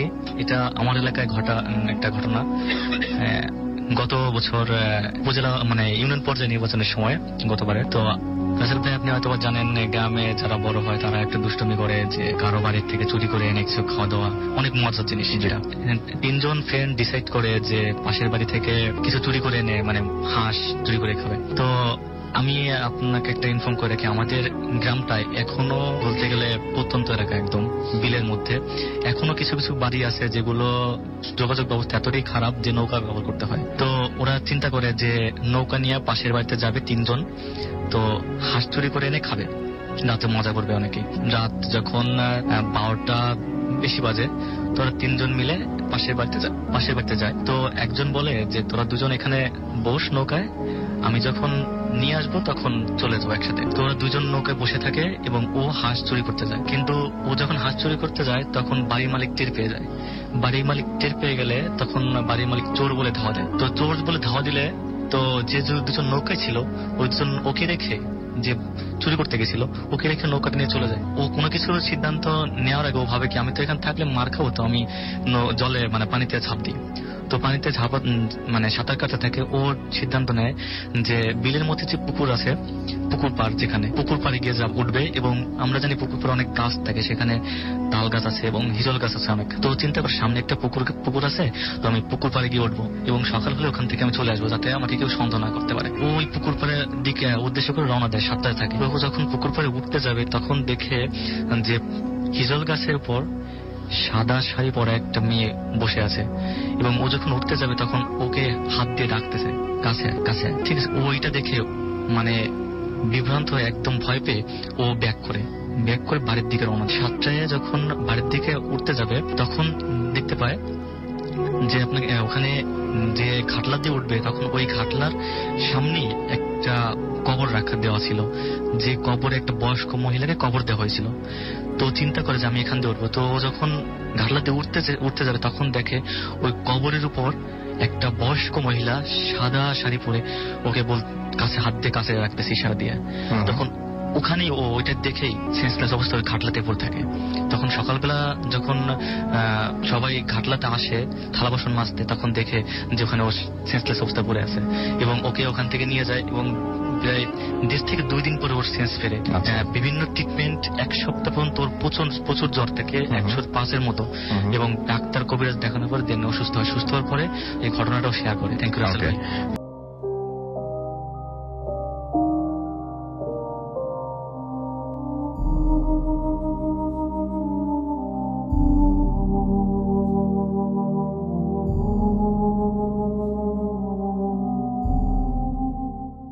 কোথা থেকে এসেছেন, তারপর আপনার ঘটনা যাবো। স্যার, আমি গরিপুর থেকে আসছি, মাইমেসিং গরিপুর থেকে আসছি। আমার নাম খায়রুল ইসলাম। তো আমি সরাসরি রাসেল ভাই মূল ঘটনা যাচ্ছি। তো আমার ঘটনাটি হলো আমার মামাতো ভাইকে নিয়ে। তো আমার মামাতো ভাই 5-6 মাস আগের ঘটনা। তো আমার মামার বাড়ি নেচারালি আপনার নেত্রকোনা জেলা মোহনগঞ্জ উপজেলা বাত্তারঘাটি গ্রামে, ভাটি অঞ্চল। তো আমার মামাতো ভাইয়ের নাম আব্দুল জলিল। তার বয়স 40 থেকে 45 হবে। তো উনি পেশায় একজন কৃষক ছিলেন। তো তার সংসারে তার স্বামী স্ত্রী ছিলেন, তার কোনো সন্তান ছিল না। তো আজ থেকে 5-6 মাস পূর্বে যে ঘটনাটি ঘটলো সেটা হলো, সারাদিন সে মাঠে কাজ করার পর সন্ধ্যার পর সে সাংসারিক কিছু টুকিটাকি বাজার করার জন্য সে হাটে গেল আর কি।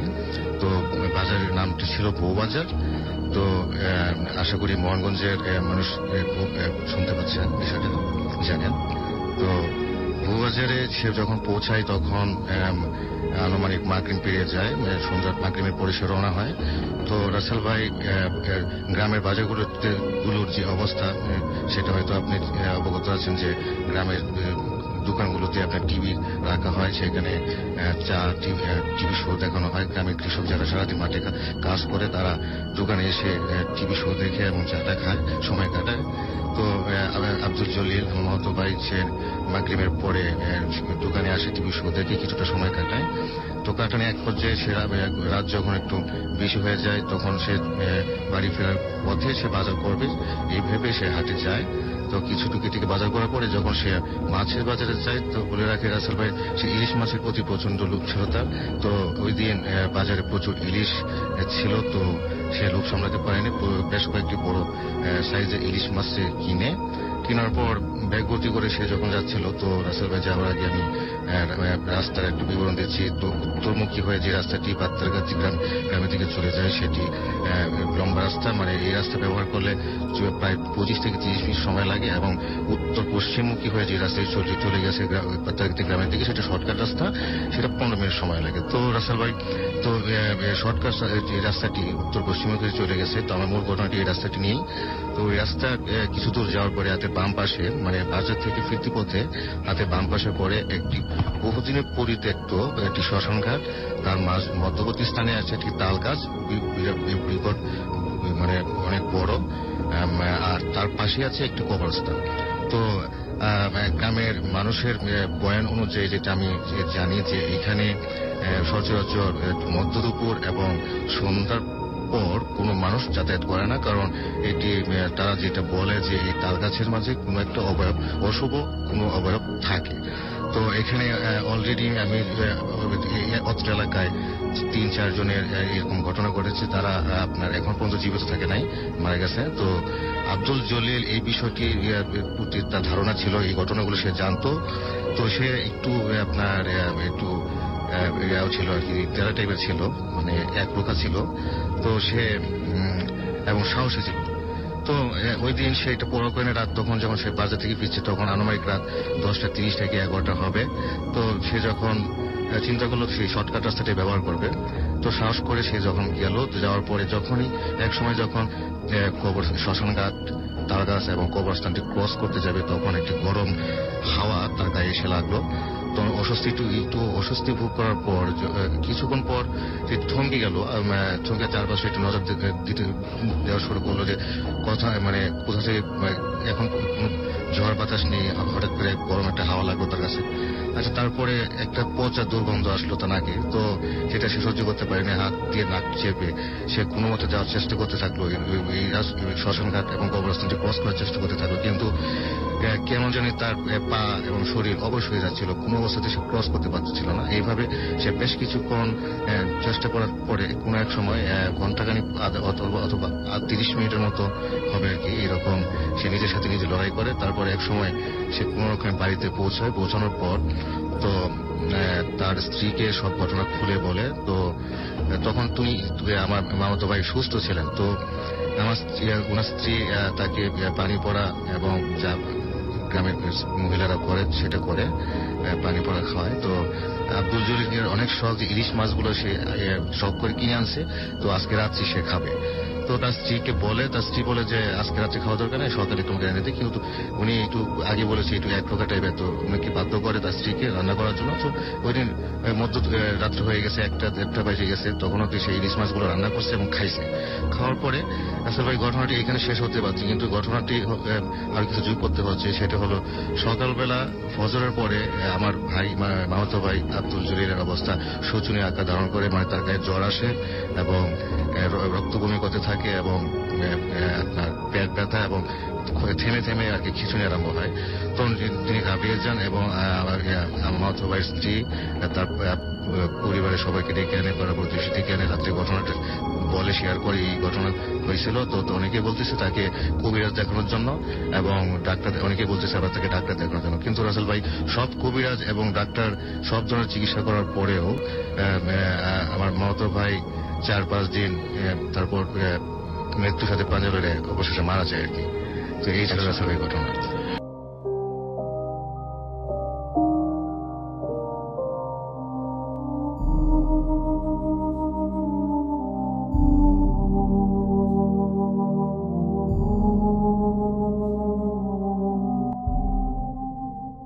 জি, আপনার নামটা আরেকবার বলতে হবে। আমার নাম মোহাম্মদ সোহান তারেক।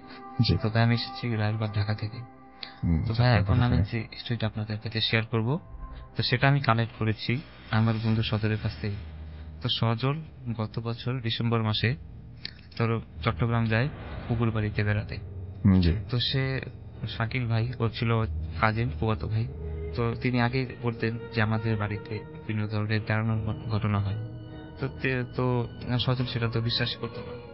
যাই হোক, সেবার সে যখন যায়, তো বাড়িতে যখন পৌঁছায় সন্ধ্যার সময়, তো বাড়িতে ঢোকা মাত্র সে যেটা বললো যে একটা জিম আওয়াজ অনুভব হচ্ছিল। তো তার ফুফুকে জিজ্ঞেস করলো যে ফুফু এরকম কেন হচ্ছে, কেমন যেন অস্বস্তি লাগছে আপনাদের বাড়িতে। তো সে বললো যে আসলে তুই এত দূর থেকে জার্নি করে এসেছিস, তাই তোর এমন লাগছে, তো তুই একটু রেস্ট নে, খাওয়া দাওয়া কর, তো ঠিক হয়ে যাস। তো খাওয়া দাওয়া সেরে ঠিক রাত 8টা কি 8:30, তো সে সময় সে ছাদে যায় একটু রিফ্রেশমেন্টের জন্য। তো সিঁড়িতে ওঠা মাত্র সে অনুভব করলো যে কেমন যেন ঝড় অনুভব করছিল। তো সে ভাবলো হয়তো এখন বাইরে ঝড় হচ্ছে, তো ছাদে না যাওয়াই ভালো হবে। তো যাই হোক, সে সিঁড়ি থেকে নিচে নামলো ঘরে ঢুকতে যাবে, তো সে অনুভব করলো না ঝড় তো হচ্ছে না।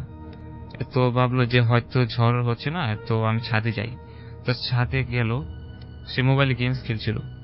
হঠাৎ দেখলো ছাদের ঠিক কোনায় একটা ছেলে, মানে তার একদম ভয়াবহ একটা চেহারা, তো একদম রাগান্বিত চোখে তার দিকে তাকিয়েছিল।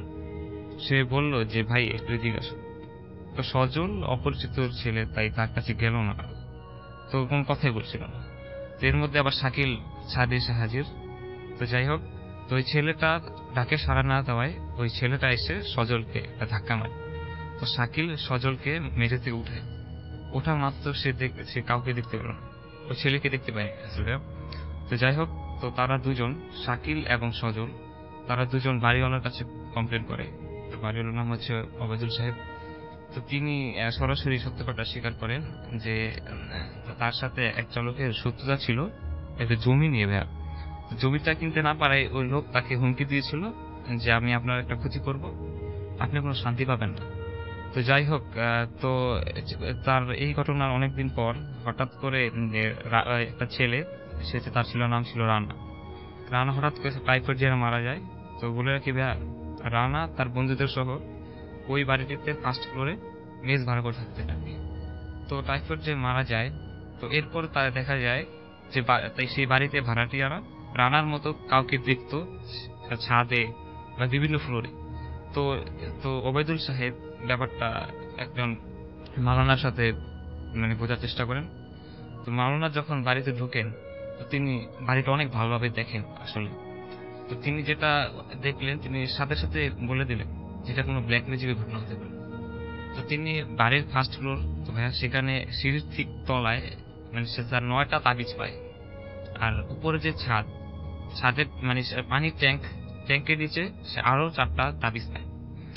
তো তারপরে তিনি মানে বাড়িটার চারদিকে বন্ধ করে দেন। তো এরপর কিন্তু পড়ার ঘটনা হয় না।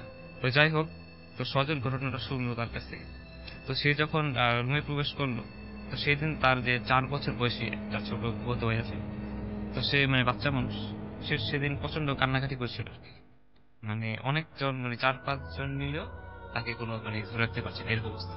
তো সে ছোট বাচ্চাটি যে মানে তার ফুপাকে মানে এমন একটা আঁচড় দেয়, তো যার ফলে ফুপার প্রায় 2 মিনিট ব্লিডিং হয়। তো যাই হোক, সে সেদিন রুমে যায়, সজল রুমে যায়, রুমে ঘুমানোর চেষ্টা করে। কিন্তু সে ঘুমের সময় অনুভব করলো যে কেউ তার ঘাড়ে চেপে ধরেছে, মুখ এবং ঘাড় চেপে ধরেছে। কিন্তু সে ঘুম থেকে উঠে সে চিন্তা করলো যে আজকে আর ঘুম হবে না হয়তো।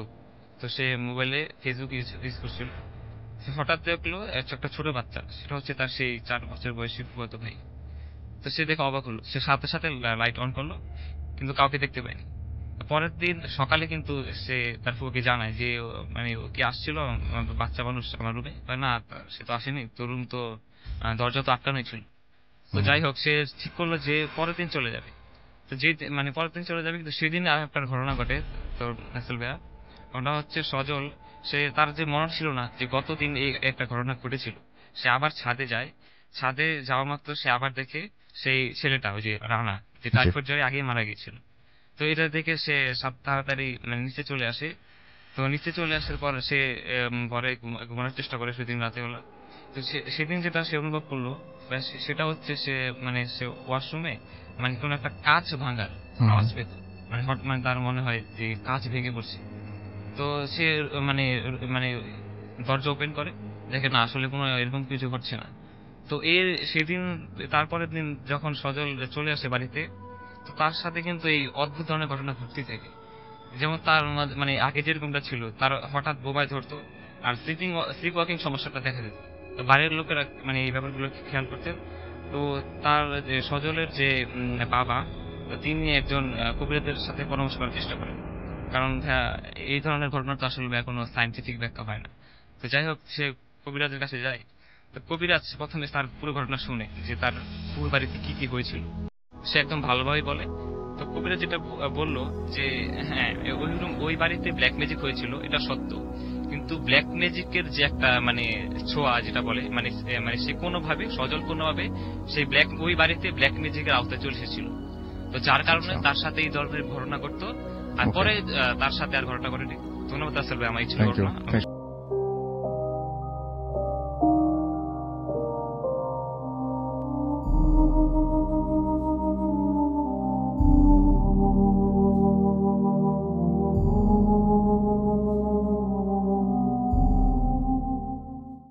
ঘটনা 2010-এ তো আমি যার সাথে ঘটনা ঘটেছিল এটা তার ওয়াইফের কাছ থেকে কালেক্ট করা। তুমি সরাসরি ঘটনা হয়ে যাই। জি প্লিজ। যার সাথে ঘটনা ঘটেছিল তার নাম আশরাফ। উনি একটা ছোটখাটো জব করতেন নারায়ণগঞ্জে।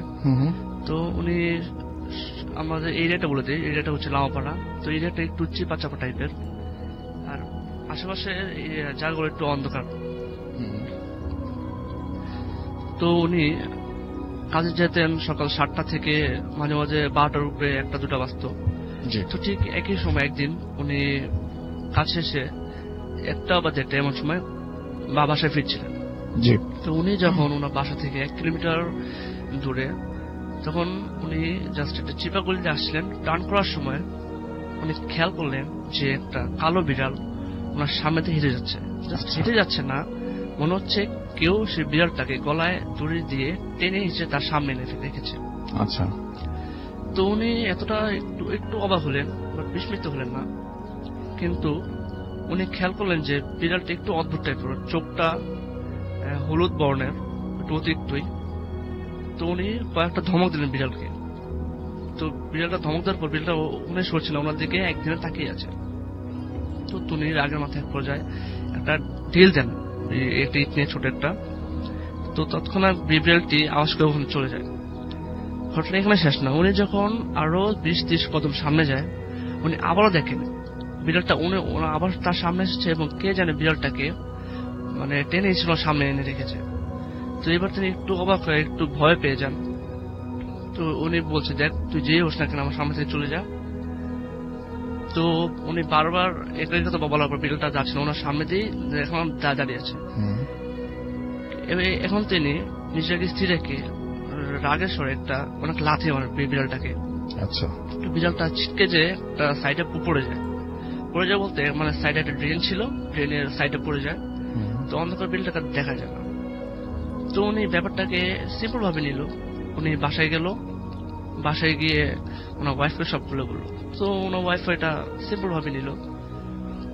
উনি বাসায় গিয়ে ফ্রেশ হলো, হয়ে খাওয়া দাওয়া করে যে ঘুমাবে, ঘুমানোর কিছুক্ষণ আগে উনি খেয়াল করলো যে ওনার ডান পাটা, যে পাটা দিয়ে উনি সে বিড়ালটাকে লাথি মেরেছিল, সে পাটা একটু ব্যথা অনুভব করছে। ক্রমশ ঘন্টা পর ব্যথাটা বেড়ে চলেছে। তো ওনার ওয়াইফ বললো যে তুমি ঘুমিয়ে পড়ো, ব্যথা সেরে যাবে। তো সকাল হওয়ার পর ওনার শরীর প্রচন্ড জ্বর আসে এবং ডান পাটা পুরাটাই অবশ হয়ে যায়। উনি ওদিনে অফিসে যায়নি। তো সময় যেতে যেতে উনি দেখছেন যে উনি কোমরের নিচ থেকে প্রায় পুরোটাই প্যারালাইসের মতন অবস্থা। উনি আর হাঁটাচলা করতে পারছেন এবং প্রায় উনি বাক প্রতিবন্ধী হয়ে যাচ্ছে, কথা বলতে পারছেন। উনি তখন নারায়ণগঞ্জ ভিক্টোরিয়া হসপিটালে যায়, কিছুদিন ট্রিটমেন্ট করে 1 সপ্তাহ মতন। তারপরে তিনি ভালো হচ্ছেন না। এরকম ট্রিটমেন্ট করতে করতে করতে করতে তো কোনো ওষুধ তাকে ধরছে না, তিনি আর সুস্থ হচ্ছেন না। এক পর্যায়ে তিনি 12 বা 13 দিন পর মারা যায়। উনি ওয়াইফ এখনো এটার ব্যাখ্যা পেল না যে ওই দিন এমন কি ঘটেছিল ওনার সাথে, যার জন্য উনি ওনার ওয়াইফ থেকে যখন আমি ইনস্টিটিউটে নিচ্ছিলাম, ওনার ওয়াইফ তখন বলতে চাচ্ছিল না। যে তিনি একটু ভয় ভয় একটু ফিল করছিল, যার কারণে বলার কোনো ইচ্ছা ছিল না। আমি জোর করেই ওনার থেকে ঘটনা কালেক্ট করেছি। অনেক ধন্যবাদ আপনাকে। আমরা